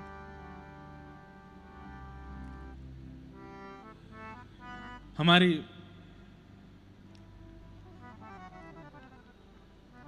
बरसाने में एक महापुरुष रहते थे, उनका नाम था व्रज विहारी दास। उनकी एक बेटी थी, पत्नी थी नहीं। एक बार एक साधु महात्मा को बरसाने से नंदगांव जाना था, तो महात्मा ने कहा हमारी सामग्री उठा करके चलोगे? बोले चलो। सुबह सुबह निकले, दोपहर में पहुंचे बरसाना से नंदगांव, और नंदगांव पहुंच करके बाबा का सब सामान रखवा के बोले बाबा मैं वापस जाऊं। बोले अरे भाई तुम इतनी दूर से पैदल चल के आए, इतना सब कुछ खा पी के जाओ। तो रो करके बोले हम बरसाने वाले हैं, नंदगांव हमारी किशोरी जी की ससुराल है, और बेटी की ससुराल में कुछ खाते नहीं है, कुछ पीते नहीं है। किशोरी जी के ससुराल के नाते नंदगांव में कुछ खाया पिया नहीं। तो महात्मा जो थे बड़े प्रसन्न हो गए। सब लोग इधर देखो, ध्यान से सुनो। महात्मा बोले भैया तुम्हारी बात हमको इतनी बढ़िया लग गई है चित्त में, बताओ तुम नंदगांव में कुछ खाओगे पियोगे नहीं, क्योंकि ये किशोरी जी की ससुराल है। बोले वो तो नियम है ना कि पहले तो ऐसा होता था कि आजकल भी होता है कि पिता भाई और संग कई बड़े लोग बेटी के यहाँ कुछ नहीं खाते पीते, लेकिन पहले ऐसा होता था कि उस गांव के लोग भी अगर वहां गए जहां पर गांव की बेटी ब्याई है तो भी कुछ नहीं खाते थे, गांव के लोग भी नहीं खाते थे। अरे हमारे गांव की बेटी यहां ब्याई, हम कैसे खा लेंगे? और उसका नियम ऐसा होता है कि जब तक बेटी को एक पुत्र जन्म हो जाता है उसके बाद फिर खाना पीना प्रारंभ करते, ऐसा भी एक नियम है। बेटी के ब्याह के बाद उसको पुत्र हो जाए, पुत्र के बाद फिर वहां खाना पीना प्रारंभ कर देते हैं, नहीं तो तब तक कुछ खाते पीते नहीं है। हमने दान किया है और दान की गई वस्तु पर अपना अधिकार नहीं मानना चाहिए, ऐसा भी भाव है और ये स्पष्ट भी है। तो बोले बाबा मैं नहीं खाऊंगा। बोले क्यों? अरे किशोरी जी की ससुराल है नंदगांव और अपनी लाली की ससुराल में हम बरसाने वाले नहीं खाएंगे यहाँ पे। बाबा बोले इतनी धूप पड़ रही है, गर्मी पड़ रही है, जेठ का महीना है, लू चल रही है बाहर, जल भी नहीं पियोगे? बोले नहीं पीऊंगा बाबा। बोले कहाँ पियो? वापस बरसाने जाके पीऊंगा। अब वो तो वहां से निकल गए, लेकिन वो बाबा नंद भवन के ठाकुर जी से बोले जय हो, कैसे जमाई हो हैं? तुम्हारी ससुराल पक्ष से कोई यहां से भूखा प्यासा जा रहा है, कुछ तो करो, इनको खिलाओ पिलाओ तो सही। अरे ये तो बेटी वालों का नियम है कि वो खाएंगे पिएंगे नहीं, लेकिन बेटे वालों का भी नियम होना चाहिए कि जिद पे अड़ जाओ कि खाना तो पड़ेगा, पीना तो पड़ेगा। कैसे जमाई हो? बस मुरली हाथ में धर के खड़े हो, बेचारे वो जा रहे हैं, कुछ खिला पिला नहीं रहे हो उनको। तो महात्मा की बात ठाकुर जी को इतनी लगी चित्त में कि वो थोड़ी ही दूर गए और इतनी तेज लू चल रही थी और गर्मी पड़ रही थी। ठाकुर जी रूप बदल करके आए, बोले बाबा लो पानी पी लो। बाबा ने कही नंदगांव की तरफ से आ रहे हो? बोले हाँ, तुम्हारे हाथ को पानी नहीं पीऊंगा, नंदगांव को जल है, हमारी किशोरी जी की ससुराल है, माँ को जल नहीं पीऊंगा। बरसानो 6 किलोमीटर ही रह गए। अरे बाबा धूप पड़ रही है, लू चल रही है, पी लो। नहीं नहीं नहीं नहीं पीऊंगा, नहीं पीऊंगा। और लू गर्मी के कारण, प्यास के कारण इतने व्यथित हुए कि वो वहीं मूर्छित होकर गिर पड़े। ठाकुर जी बोले क्या करूं, कैसे करूं? मूर्छित होकर के भी ऐसे गिरे कि मुंह पे हाथ धर के कहीं मुझे जल नहीं पिला दें। ठाकुर जी बोले अब तो भैया किशोरी जी ही कछु कर सकें। ठाकुर जी दौड़ के बरसाने गए, लाडली जी से बोले तुम्हारे गांव को एक भैया हमारे पहुंच गो संबंधी इतना तगड़ा संबंध निभा रहा है, बताइए नंदगांव का जल ही नहीं पी रहा है, आप ही चलो। जब वो इतना आपका संबंध निभा रहे हैं तो किशोरी जी आप भी निभाइए ना, आप उनको जल पिलाओ। बोले कैसे चलो? बोले उनकी एक बेटी है, उस बेटी का रूप धारण करके चलो। और उस महापुरुष की बेटी का रूप धारण करके श्री किशोरी जी आई, और किशोरी जी ने आकर के बेटी के स्वर में, बाबा, अरे बाबा का है गो? नेत्र खोल कर, अरे लाली तू आ गई? बोले हाँ बाबा, प्यास लगी होगी, भूख लगी हो, लो जल्दी मुंह खोलो, पानी पियो। तुरंत किशोरी जी ने अपने हाथ से जल पिलाया, कुछ सामग्री खिला दी। बाबा को थोड़ा न ठीक धैर्य लगा, थोड़े होश से में आने की स्थिति में, अब बेहोश हुए थे। इतने में ही किशोरी जी, अच्छा बाबा वो घर पे बड़े मेहमान आए, आप आए जाइए, मैं जल्दी जा रही हूँ। बोले हाँ लाली जा। थोड़ी देर बाद होश आया और बोले लाली आई थी जल पिलाए के और पवाए के, इतनी जल्दी भाग के चली गई। घर पहुंचे, घर जाकर के बेटी से बोले लाली तेने कही कोई संबंधी आए हैं, रिश्तेदार आए, कहाँ है सब? बोले मैंने कब कही? अरे अभी रास्ता में बेहोश है गया, तू आई मुँह को जल पिलाए के गई। बोले बाबा मैं तो नहीं आई, मैं तो यहीं आती। तब मन में भाव आया कि ओहो, मैंने संबंध निभाया, नंदगाम जाके जल नहीं पिया, बरसाने का हूं, इस भाव का निर्वहन किया। तो किशोरी जी ही लाली को रूप बनाए के आई और रास्ता में जल पिवाए के गई हैं, कछु पवाए के गई हैं, अपने संबंध को निभाए के गई हैं। ऐसे हमारी श्री लाडली। तो संबंध बनाइए, पर उस संबंध को निभाइए जरूर।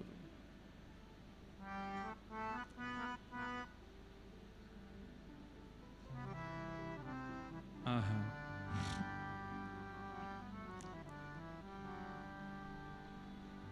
मन भूल मत जइयो राधा रानी के चरण, मन भूल मत जइयो राधा रानी के चरण। मेरे मन भूल मत जइयो श्यामा प्यारी के चरण, मन भूल मत जइयो श्यामा प्यारी के चरण। हे राधा रानी के चरण, महारानी के चरण, राधा रानी के चरण, महारानी के चरण। श्यामा प्यारी के चरण, महारानी के चरण, श्यामा प्यारी के चरण, महारानी के चरण। मेरे मन भूल मत जइयो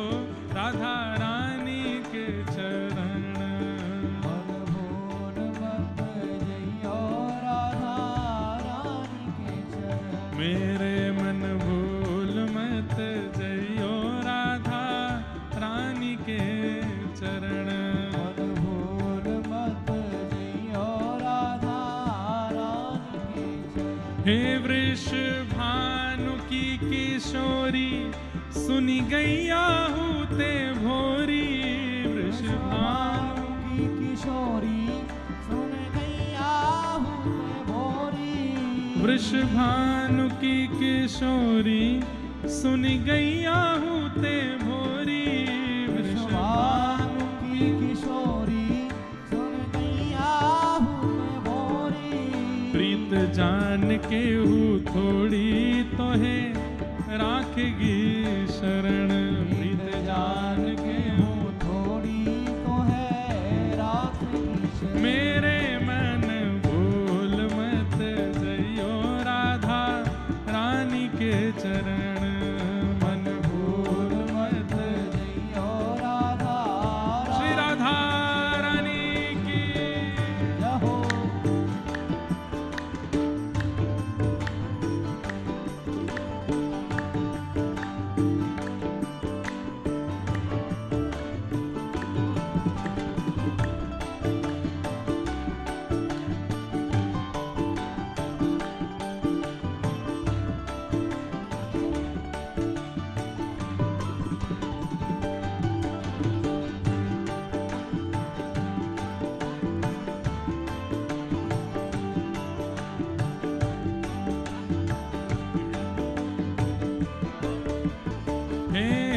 जाकू श्याम उर हेर, राधे राधे राधे टेर, जाकू श्याम उर हेर, राधे राधे राधे टेर। जाकू श्याम उर हेर, राधे राधे राधे टेर जागो। श्याम और हेर, राधे राधे राधे टेर। ओ बांसुरी में बेर बेर करे नाम से रमण, बांसुरी में बेर बेर करे नाम से रमण। हमारे श्याम सुंदर एक बार मुरली बजाए रहे और ऐसी बंसी बजाई महाराज की सबरी गोपी, कोई की मटकी सिर पे गिर गई, कोई को पल्लू ऊपर से उतर गया, कोई के नेत्रन से आंसू गिरने लगे, कोई के रोम रोम थर थर कांपन लगे, कोई मूर्छित है के गिर पड़ी।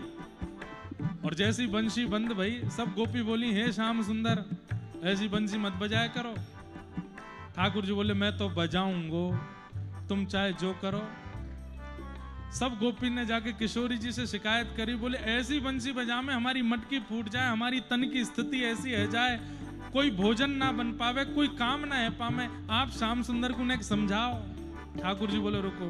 किशोरी जी बोली, मैं कछु करूं।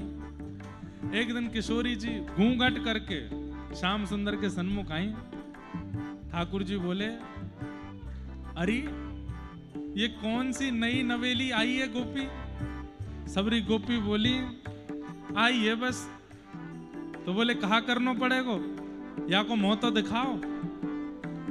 गोपियां बोली, आपकी वंशी में बड़ी सामर्थ है ना, हमारी मटकी गिर जाए, हमारे सिर पे पल्लू उठ जाए, हमारे रोम रोम नृत्य करन लगे, नेत्रन से आंसू गिरन लगे, मूर्छा अवस्था आ जाए, आपकी वंशी में यदि सामर्थ हो तो ऐसी तान बजाओ कि इनको घूंघट ऊपर रह जाए। ठाकुर जी बोले, देख लो। बोले, देख लियो, बजाओ। ठाकुर जी ने खूब उमड़ घुमड़ करके बंसी बजाई, लेकिन किशोरी जी यूं ही ठाड़ी रही। अंत में हार के ठाकुर जी बोले, भैया जे कोई मट्टी को मथोना है का?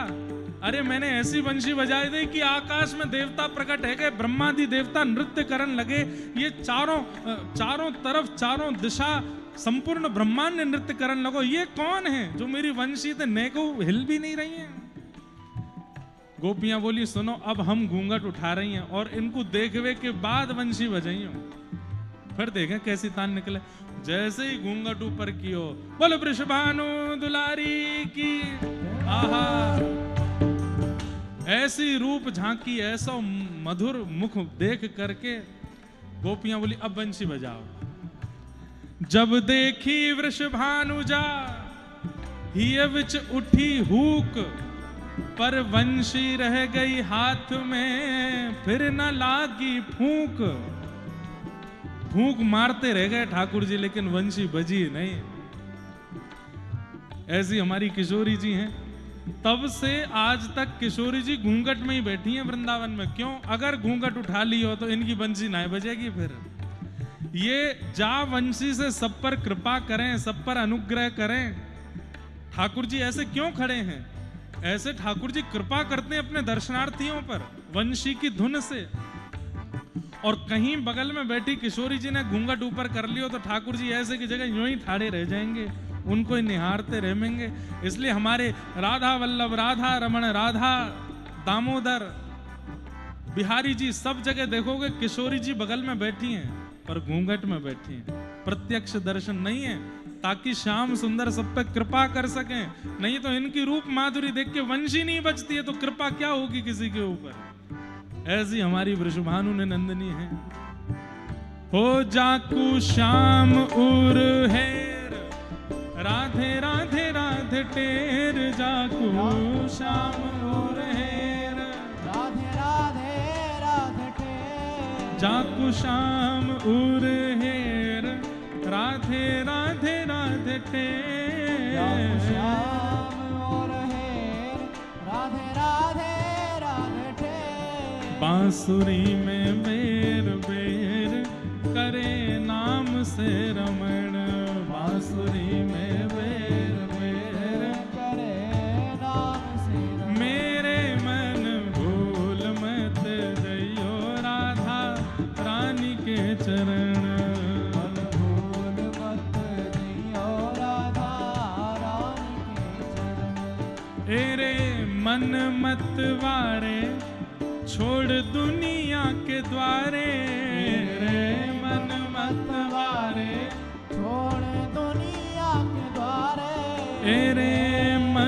मतवारे छोड़ दुनिया के द्वारे, मन मतवारे छोड़ दुनिया के द्वारे, राधा नाम के सहारे। आहा, लेखक कह रहे हैं रे मन मतवारे छोड़ दुनिया के द्वारे, दुनिया में भटकनो बंद कर मन। तो बोले दुनिया छोड़ के जाएं कहाँ?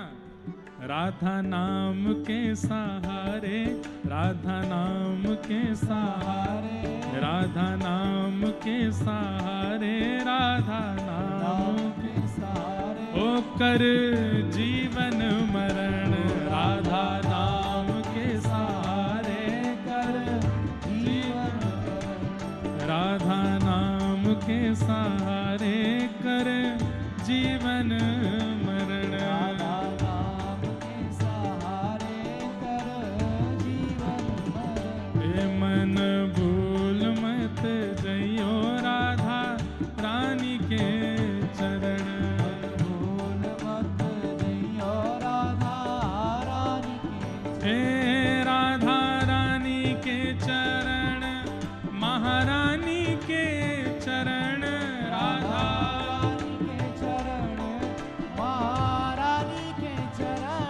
राधा रानी के चरण, महारानी के चरण, राधा रानी के चरण, महारानी के चरण। मेरे मन भूल मत जइयो राधा रानी के चरण, भूल मत जइयो राधा रानी के, मन भूल मत जइयो राधा रानी के चरण, मन भूल मत जइयो राधा रानी के। ओ जय राधे राधे, राधे राधे, जय राधे राधे, राधे राधे, श्री राधे राधे, राधे राधे, जय राधे राधे, राधे राधे, जय राधे राधे, श्री राधे राधे। ओ तेरो संकट हरेंगी करेंगी भली, वृषभानु की लली, संकट हरेंगी गाओ, तेरो संकट हरेंगी करेंगी भली, वृषभानु की लली,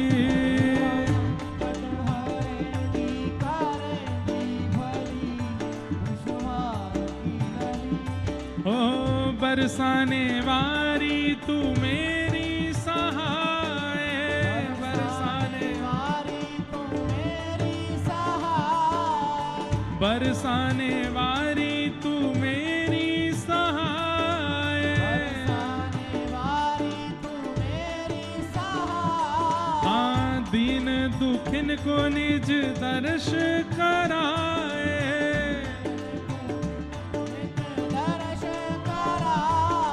दीन दुखिन को निज दर्श कराए, यहाँ मोकु भी जानो तुम दीन दुखी, वृषभानु की लली,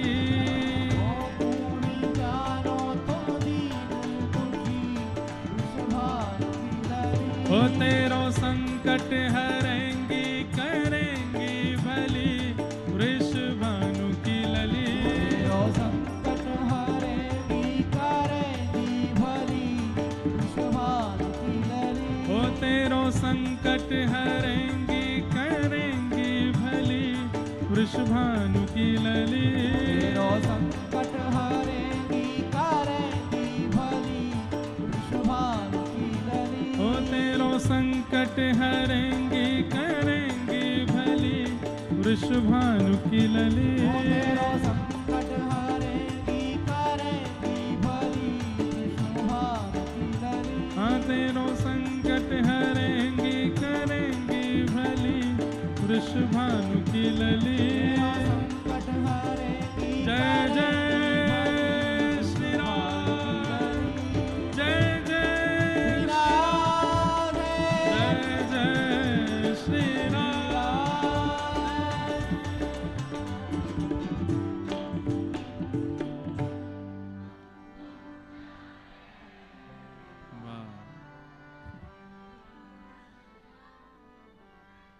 पीछे वाले श्रोतान की तो ऐसी भयंकर एनर्जी है, आगे वाले यूं ही बैठे रहे। लेकिन बढ़िया है, बैठ जाओ रे बालकों। और ये सब वो लोग हैं जो कुछ लखनऊ से आए होंगे, कुछ आसपास के क्षेत्रों से आए होंगे, अयोध्या से लोकल लोग आए होंगे। ये सब वो लोग हैं जो अयोध्या के आसपास के क्षेत्रों से आए हैं, दूर दूर से चल के कथा सुनने आए होंगे। अच्छा है, ऐसा उत्साह। देखो, भगवत मिलन में नियम बहुत जरूरी है, साधन बहुत जरूरी है, नाम जप बहुत जरूरी है, गुरु कृपा बहुत जरूरी है, पर इन सब में उत्साह बहुत जरूरी है। हमारा उत्साह संसार के विषय में बहुत जल्दी हो जाता है। संसारिक विषयों में उत्साह बहुत जल्दी। अभी बैंड बाजा बजा दो, किसी घर के बालक को दुल्हा बना दो, तो जिन पर नाचना नहीं आता वो भी नाचते हैं। उल्टे सीधे हाथ पैर लगाएंगे वो भी नाचते हैं। सबसे ज्यादा जो नाचने की वीडियो वायरल होती हैं वो शादी में उल्टा सीधा नाचने वालों की होती हैं। नाचना ही नहीं आता फिर भी नाच रहे हैं। लेकिन ठाकुर जी के कीर्तन भजन में यहां पर नृत्य करना आवश्यक नहीं है, पर करो तब जब बिल्कुल ऐसा हो जाए कि अब रुका नहीं जावे, तो बस नृत्य करो। भगवान स्वयं कहते हैं, वाग गदगदा द्रवते यस्य चित्तम रुदत्य भिक्षणम हसति क्वचिच्च विलज्ज उद्गायत नृत्यते च मद्भक्ति युक्तो भुवनम पुनातो। वाग गदगदा, बोले मेरे भक्त का लक्षण, पहला लक्षण क्या है? उसकी वाणी गदगद रहती है, नेत्र सजल रहते हैं। रुदत्य भिक्षणम हसति क्वचिच्च, कभी भी रोने लग जाए, कभी भी हंसने लग जाए।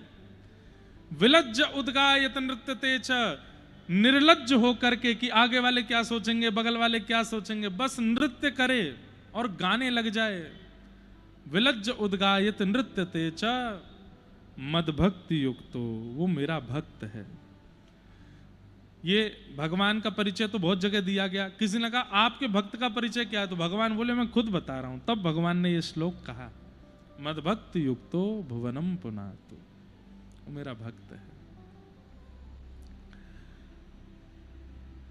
ऐसे हमारी किशोरी जी, तो संबंध के ऊपर चर्चा चल रही थी। ठाकुर जी से संबंध मानो, संबंध बनाओ, पर मनमुखा नहीं होना चाहिए और संबंध में चतुराई नहीं होनी चाहिए। सरलता हो, सहजता हो, फिर संबंध हो। निगम कल्प तरोर गलितम फलम सुख मुखादमृत द्रव संयुतम पिबत भागवतम रसमालयम मुहुरहो रसिका भुवि भावुका। श्रीमद् भागवत जी का तीसरा श्लोक। निगम कहते हैं वेद को। वेद रूपी कल्प वृक्ष है। कल्प वृक्ष किसको कहते हैं? जिसके नीचे बैठ के जो कल्पना की जाए वो मिल जाता है। बहुत ध्यान से सुनिएगा सब लोग।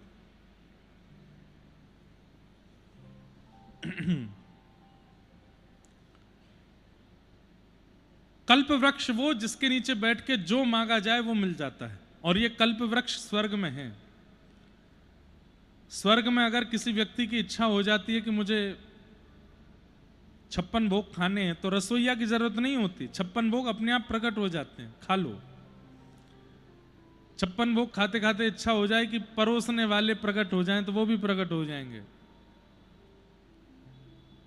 और मन में आ जाए इतना स्वादिष्ट है, मेरा पेट ही ना भरे, तो पेट भरेगा ही नहीं, खाते रहो।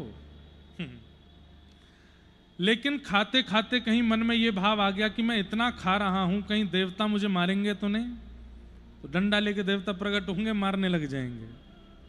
क्यों? कल्प वृक्ष है। जो कल्पना करोगे वो वहां पूरी हो जाती है। लेकिन श्रीमद् भागवत क्या है? वो दे निगम कल्प तरोर गलितम फलम। यहां आप आकर के बैठते हैं और फिर आपके लिए इच्छा ठाकुर जी प्रकट करते हैं कि इसको ये देना चाहिए, वो पीछे बैठा उसको वो मिलना चाहिए, ये बगल में बैठा इसको ये मिलना चाहिए, ये कुर्सी पे बैठा है सो रहा है इसको ये मिलना चाहिए। यहां पर आपके लिए अनुकूल इच्छा ठाकुर जी प्रकट करते हैं। इसलिए निगम कल्प तरोर गलितम फल, ये कल्प वृक्ष तो है, कथा का पंडाल, कथा का स्थान, पर यहां आप कल्पना नहीं करते, ठाकुर जी आपके लिए कल्पना करते हैं। और ठाकुर जी जरूरी नहीं है वही कल्पना करें जो आप चाहते हैं, ठाकुर जी वो कल्पना करते हैं जो आपके लिए जरूरी है। दो प्रकार की बातें होती हैं, एक वो वस्तु जो हमें चाहिए, एक वो वस्तु जो हमारे लिए जरूरी है। हमें ठंडा पीने को चाहिए, इच्छा हो रही है ठंडा पीने की, लेकिन जरूरी हमारे लिए क्या है? दूध, दुग्ध, गैया का दूध। जरूरी वस्तु अलग होती है और चाहिए वस्तु अलग होती है। श्रीमद् भागवत का पंडाल एक ऐसा कल्प वृक्ष है, यहां पर आपको क्या चाहिए वो नहीं मिलेगा, जो आपके लिए जरूरी है वो मिलेगा। और जरूरतों में कई बार ठोकर भी होती है, जरूरतों में कई बार निराशा भी होती है, जरूरत में कई बार फेलियर भी होता है। एक बहुत बढ़िया मेरे मन में कभी कभी प्रसंग आता है, गोस्वामी तुलसीदास जी कभी विवाह नहीं करना चाहते थे, उनकी इच्छा नहीं थी कि मैं विवाह करूं। एक ब्राह्मण देवता आते थे कथा में, गोस्वामी जी जब कथा करते थे, और कथा के बाद वो ब्राह्मण देवता गोस्वामी जी को पकड़ लेते, वो बोलते मेरी बेटी बहुत योग्य है, आप उससे ब्याह कर लो। गोस्वामी जी हाथ जोड़ते बोले हमको ये प्रपंच में नहीं पढ़ना है।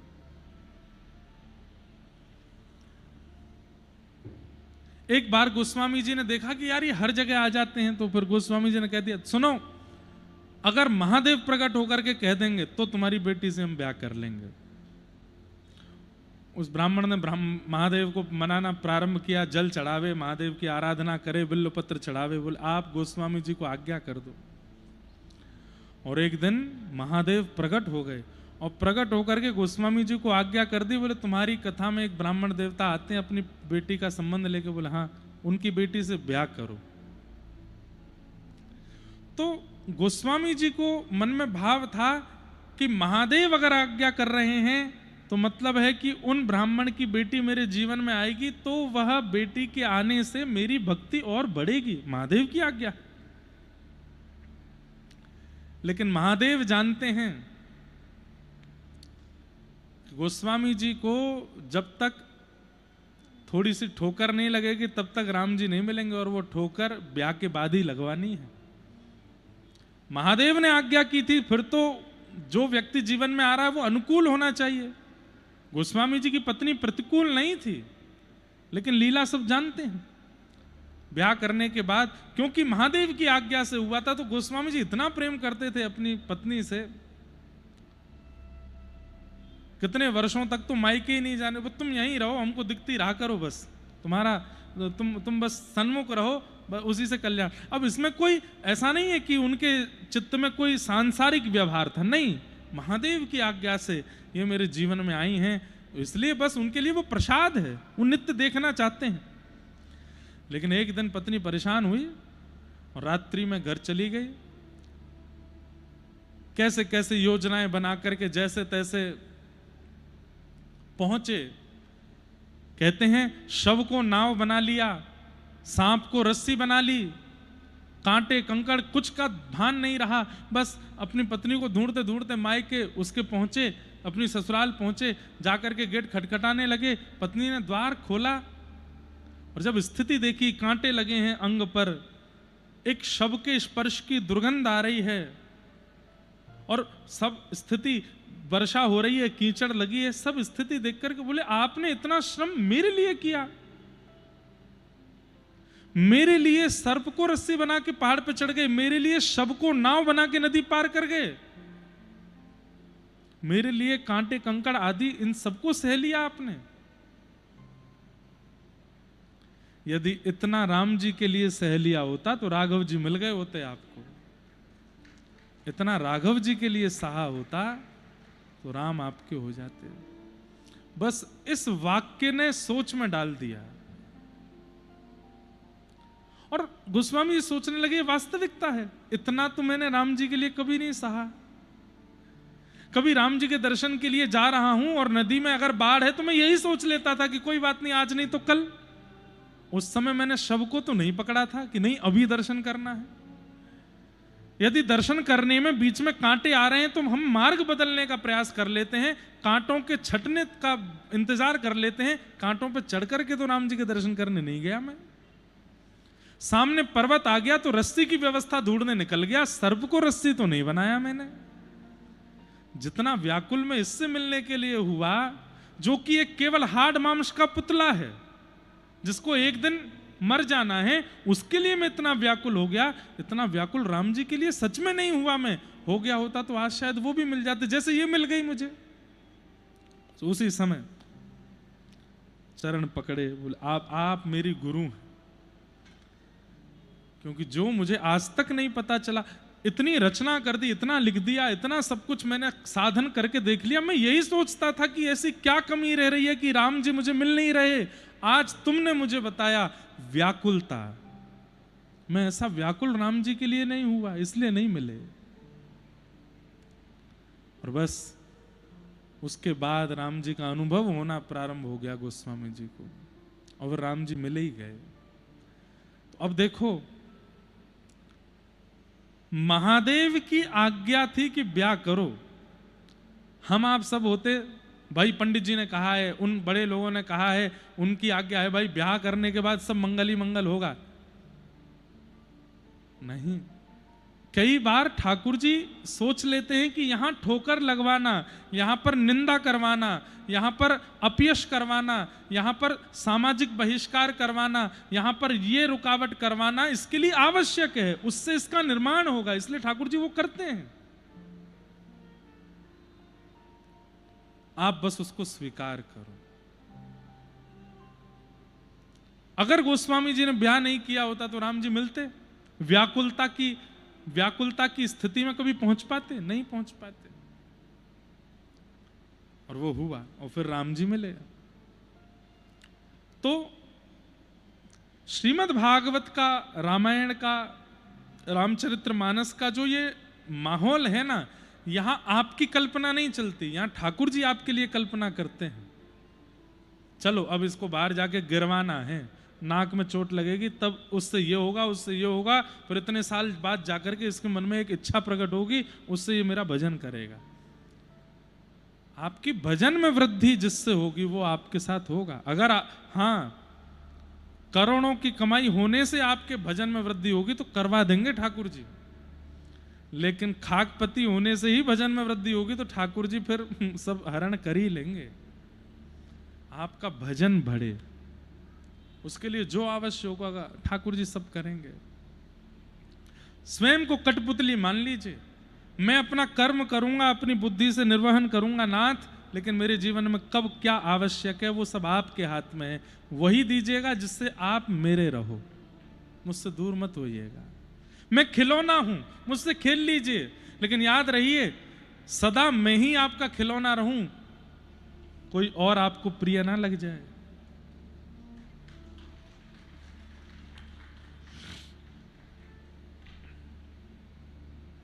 खिलौना बन जाओ। हम आपको एक बात बोलें, हम केवल बोल रहे हैं ऐसा नहीं, ये हम स्वयं के जीवन में घटाते हैं इस बात को। हमने जो व्यास मंच पे बैठे हैं इंद्रेश उपाध्याय, ये खिलौना है गिरधर लाल जी के, वो चाहते हैं हम वही करते हैं। उनकी इच्छा है अयोध्या में कथा करनी है तो जाएंगे, हर कथा की पर्ची डाली जाती है लाल जी के आगे, करें कि नहीं करें, कहते हैं हाँ तो जाएंगे। और कई बार ऐसा होता है ना तो आयोजक इतने अच्छे हैं, ना व्यवस्था इतनी अच्छी है, और हमें पहले ही पता चल गया कि वहां पर कुछ भी अनुकूल नहीं है। मन में तो आता है नहीं जाना नहीं जाना नहीं जाना, वहां कथा नहीं करेंगे, नहीं तो घाटा हो जाएगा, ये हो जाएगा। लाल जी से पूछते हैं लाल जी क्या करें, लाल जी कहते हैं जाओ। अब चाहे वहां पर रोटी नहीं मिले लेकिन जाएंगे, लाल जी की आज्ञा है। ऐसा कितनी बार कथाओं में होता है, कितनी कथाएं। ऐसी होती हैं कि लाल जी की आज्ञा से करनी पड़ती है। लेकिन आप अनुभव करेंगे कि जब आप उनके आसरतु हो जाते हैं ना, कि बस आपने कह दिया, अब मैं इस पर किंतु परंतु विचार नहीं करूंगा, बस वहां होने वाली कठिनाई को भी सह लीजिएगा, फिर आप उसके बाद अनुभव करेंगे कि ठाकुर जी कितना प्रेम बरसाते हैं। बस कर लीजिए जो ठाकुर जी चाहे, उनकी रजा में राजी रहिए, अपनी इच्छा मत बताइए। निगम कल्प तरोर गलितम फलम, वेद रूपी कल्प वृक्ष का पका हुआ फल क्या है? श्रीमद् भागवत। ये फल है। इसलिए मैं कथा में कहा करता हूं, भागवत की कथा से कोई फल मत मांगिए, क्योंकि श्रीमद् भागवत की कथा स्वयं एक फल है। आपके पूर्व के किए हुए पुण्यों का फल आपको मिल रहा है कि आप कथा सुन रहे हैं। और आप लोगों के तो कुछ ज्यादा ही पुण्य हैं, क्योंकि अयोध्या में कथा सुन रहे हो। ये फल मिल रहा है आपको। कथा सुनना फल की प्राप्ति है, कथा सुनना साधन नहीं है, कथा सुनना फल है। ये फल मिल रहा है आपको। निगम कल्प तरोर गलितम फलम, सुख मुखाद अमृत द्रव संयुतम। सुखदेव जी के मुख लग जाने से ये फल अमृत के समान हो गया है। लेकिन एक बात अलग है इस फल की। बोले क्या? इस फल को खाया नहीं जाता। तो पिबत भागवतम रसमालयम, इस भागवत की रसमाला को पियो। खाना नहीं है, पीना है। इस भागवत की कथा को सुनना भी नहीं है, पीना है। पीने का मतलब क्या है? पी हुई वस्तु का असर तुरंत दिखने लगता है, सुनी हुई बात का असर तुरंत नहीं होता। लेकिन पी हुई वस्तु का असर तुरंत होता है। औषधि पी लो, तुरंत रोग ठीक होने लग जाता है। चाय पी लो, तुरंत आनंद आने लगता है। छाछ पी लो, तुरंत तरावट होने लगती है। पानी पी लो, तुरंत शीतलता आ जाती है। मदिरा पी लो, तुरंत झूमने लगता है। भांग पी लो, तुरंत हंसने लगता है। ऐसे ही कथा पी लो, जित देखोगे उधर श्याम सुंदर दिखने लग जाएंगे। इसलिए पियो, सुनो नहीं। है कोई पीवे, कोई पीवे, कोई पीवे, हाँ कोई पीवे, कोई पीवे संत सुजान नाम रस मीठा रे, नाम रस मीठा रे, नाम रस मीठा रे, नाम रस मीठा रे।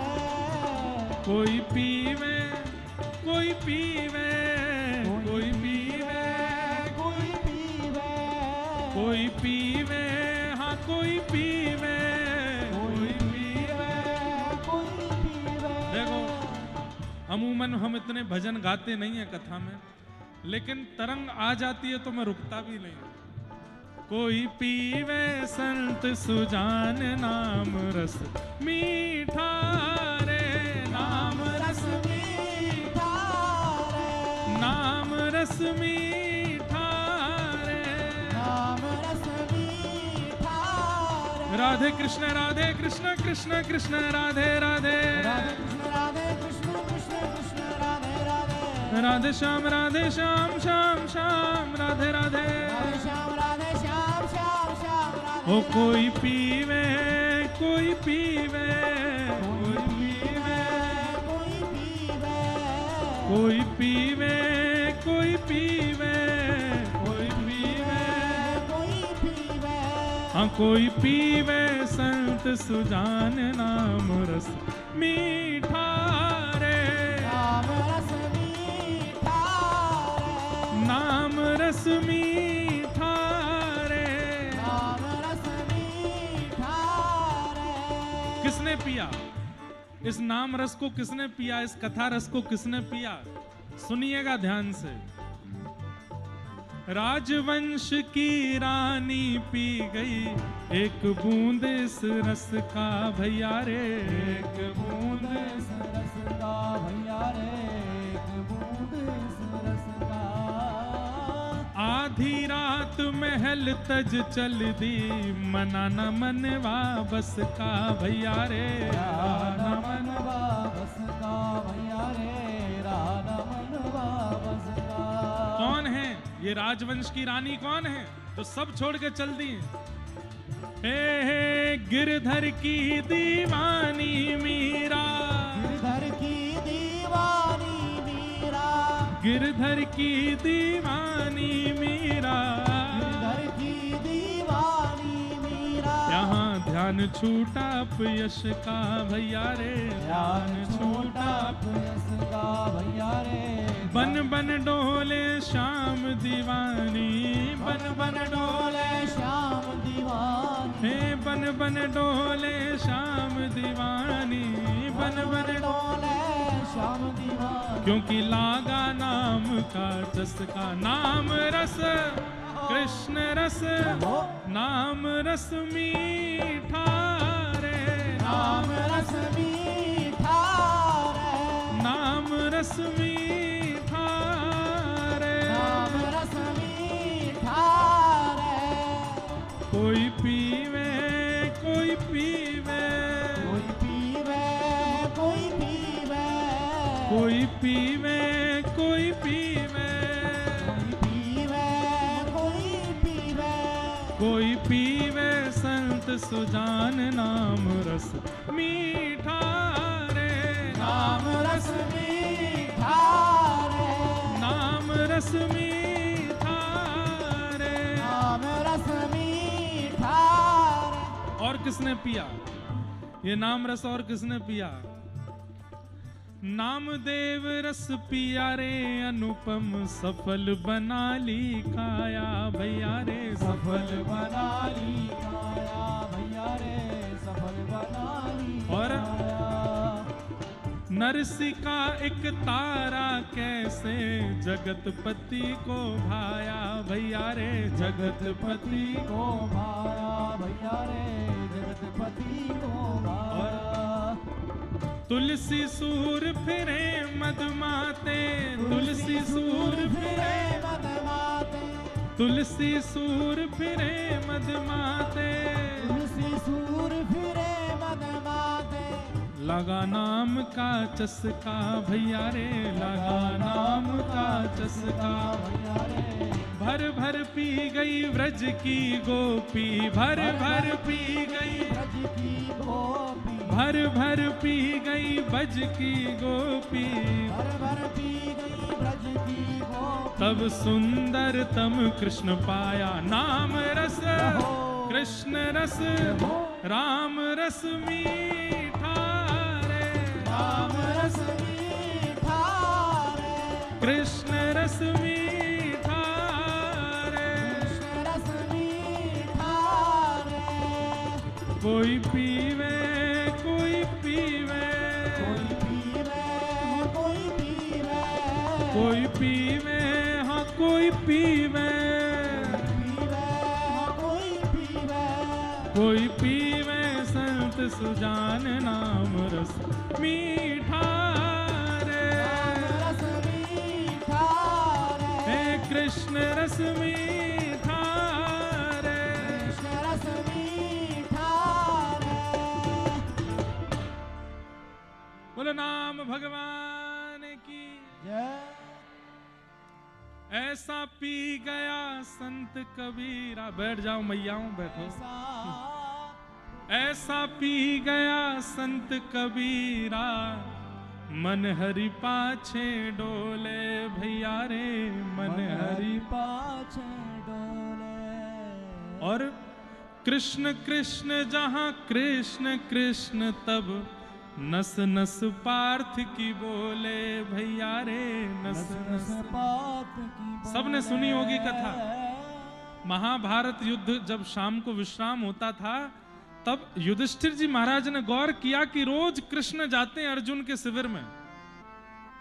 अर्धरात्रि में जब सब सो जाते हैं, तब कन्हैया जाते हैं अर्जुन के शिविर में। एक दिन युधिष्ठिर ने जाके देखा ये करते क्या हैं। तब जाकर के देखा तो क्या पाया कि ठाकुर जी अर्जुन के चरण दबा रहे हैं। युधिष्ठिर जी आकर के बोले, नाथ हमको नरक में भेजना है क्या? ये अर्जुन गहरी नींद में सो रहा है और आप इसके चरण दबा रहे हैं, क्यों? ठाकुर जी बोले, युधिष्ठिर, अर्जुन के अंग से कान लगा करके देखना एक बार। और जैसे युधिष्ठिर ने कान लगा करके सुना तो रोम रोम से कृष्ण कृष्ण कृष्ण कृष्ण कृष्ण ध्वनि प्रकट हो रही थी। बोले, ये मुझे सोने नहीं देता है, ये दिन भर मेरा स्मरण करता है, अब रात्रि में भी मेरा स्मरण कर रहा है। मैं इसलिए इसकी सेवा करने आता हूं ताकि इसकी मन बुद्धि और भीतर की चेतना भी सो जाए। ये नाम रटना बंद करे तो जाके मैं भी सोऊं। ये सोने नहीं देता मुझको। कृष्ण कृष्ण तब कृष्ण कृष्ण जहां नस नस पार्थ की बोले, भैया रे नस नस पार्थ की बोले। ऐसे हमने अभी नाम रस पिया ही नहीं है, चखा ही नहीं है, इसलिए हमारी स्थिति भी वैसी बनी नहीं है अभी तक। और चाक हरी रस मगन नाचते, चाक हरी कौन? शुक नारद शिव भोले, भैया रे शुक नारद शिव भोले। भर भर पी गई व्रज की गोपी, भर भर पी गई ब्रज की गोपी। तब सुंदरतम पिय पाया। कौन मिले? श्री कृष्ण मिले पिय के रूप में। किसकी कृपा से? नाम रस मीठा रे, नाम रस मीठा रे। कोई पीवे, हाँ कोई पीवे, कोई पीवे। अरे हमारे व्रजमंडल में एक नए नए डॉक्टर आए हैं, नए नए चिकित्सक आए हैं, उन पे एक ही औषधि है, परम पूजनीय श्री प्रेमानंद जी महाराज। केवल राधा नाम ही देते हैं सबको, और कोई औषधि नहीं बताते। महाराज जी हमारे घर में ये दिक्कत चली, राधा राधा जपो। महाराज जी हमारा ये हो रहा, राधा राधा जपो, और सबके काम बन भी रहे हैं। क्यों? नाम रस मीठा रे, नाम रस मीठा। अच्छा, वो नए चिकित्सक नए नहीं हैं तो बहुत पुराने। आप लोगों को अब पता चला, हैं तो बहुत पुराने। हमारे मलुक पीठ वाले महाराज जी, वे कहते हैं श्री सीताराम जपो, उससे काम बनेगा। हमारे श्री वैष्णव परंपरा के आचार्य चरण, वे सब कहते हैं श्रीमन नारायण जपो, उससे नाम जपना ही पड़ेगा, उसके बिना काम बनना ही नहीं है। कितने भी साधन कर लीजिए, नाम का आश्रय लेना ही पड़ेगा। हनुमान जी महाराज के सामने हनुमान चालीसा का पाठ करने से आपका काम बन जाएगा, पर हनुमान जी के सामने राम नाम बोलने से हनुमान जी आपसे प्रसन्न हो जाएंगे। काम बनाना एक बात है, प्रसन्न होना विशेष बात है। अधिकारी भी काम कर देते हैं आपके, तो लेकिन अधिकारी आपसे प्रसन्न हो जाए तो आपको बोलना नहीं पड़ेगा, फिर भी आपके काम बनते रहेंगे, वो प्रसन्न है आपसे। इसलिए राम नाम हनुमान जी को अति प्रिय है। राम नाम गाओ, राम नाम सुनाओ, कथा सुनाओ।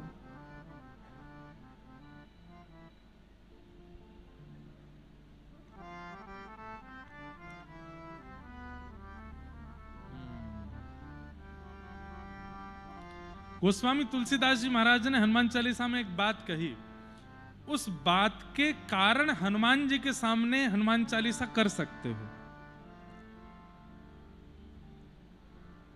तुमरे भजन राम को पावे, भजन तुम्हारा करेगा तो राम जी उसको मिलेंगे।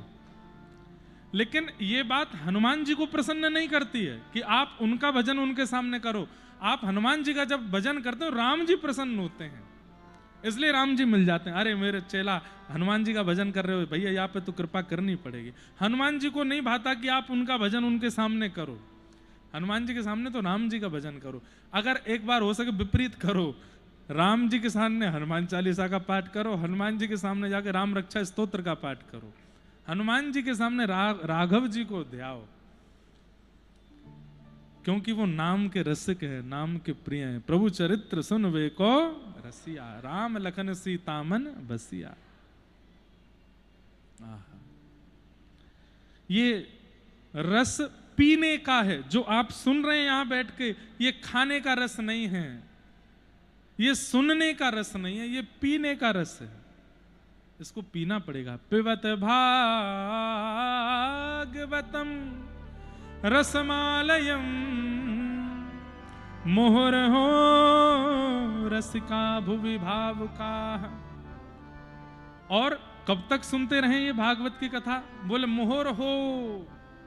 कहीं हमने ऐसा, आपसे किसी ने कहा भैया भागवत कथा सुनो, अभी तो सुन के आए हम अयोध्या में, अगर ये आप कह रहे हो तो इसका मतलब आपने कथा सुनी ही नहीं है।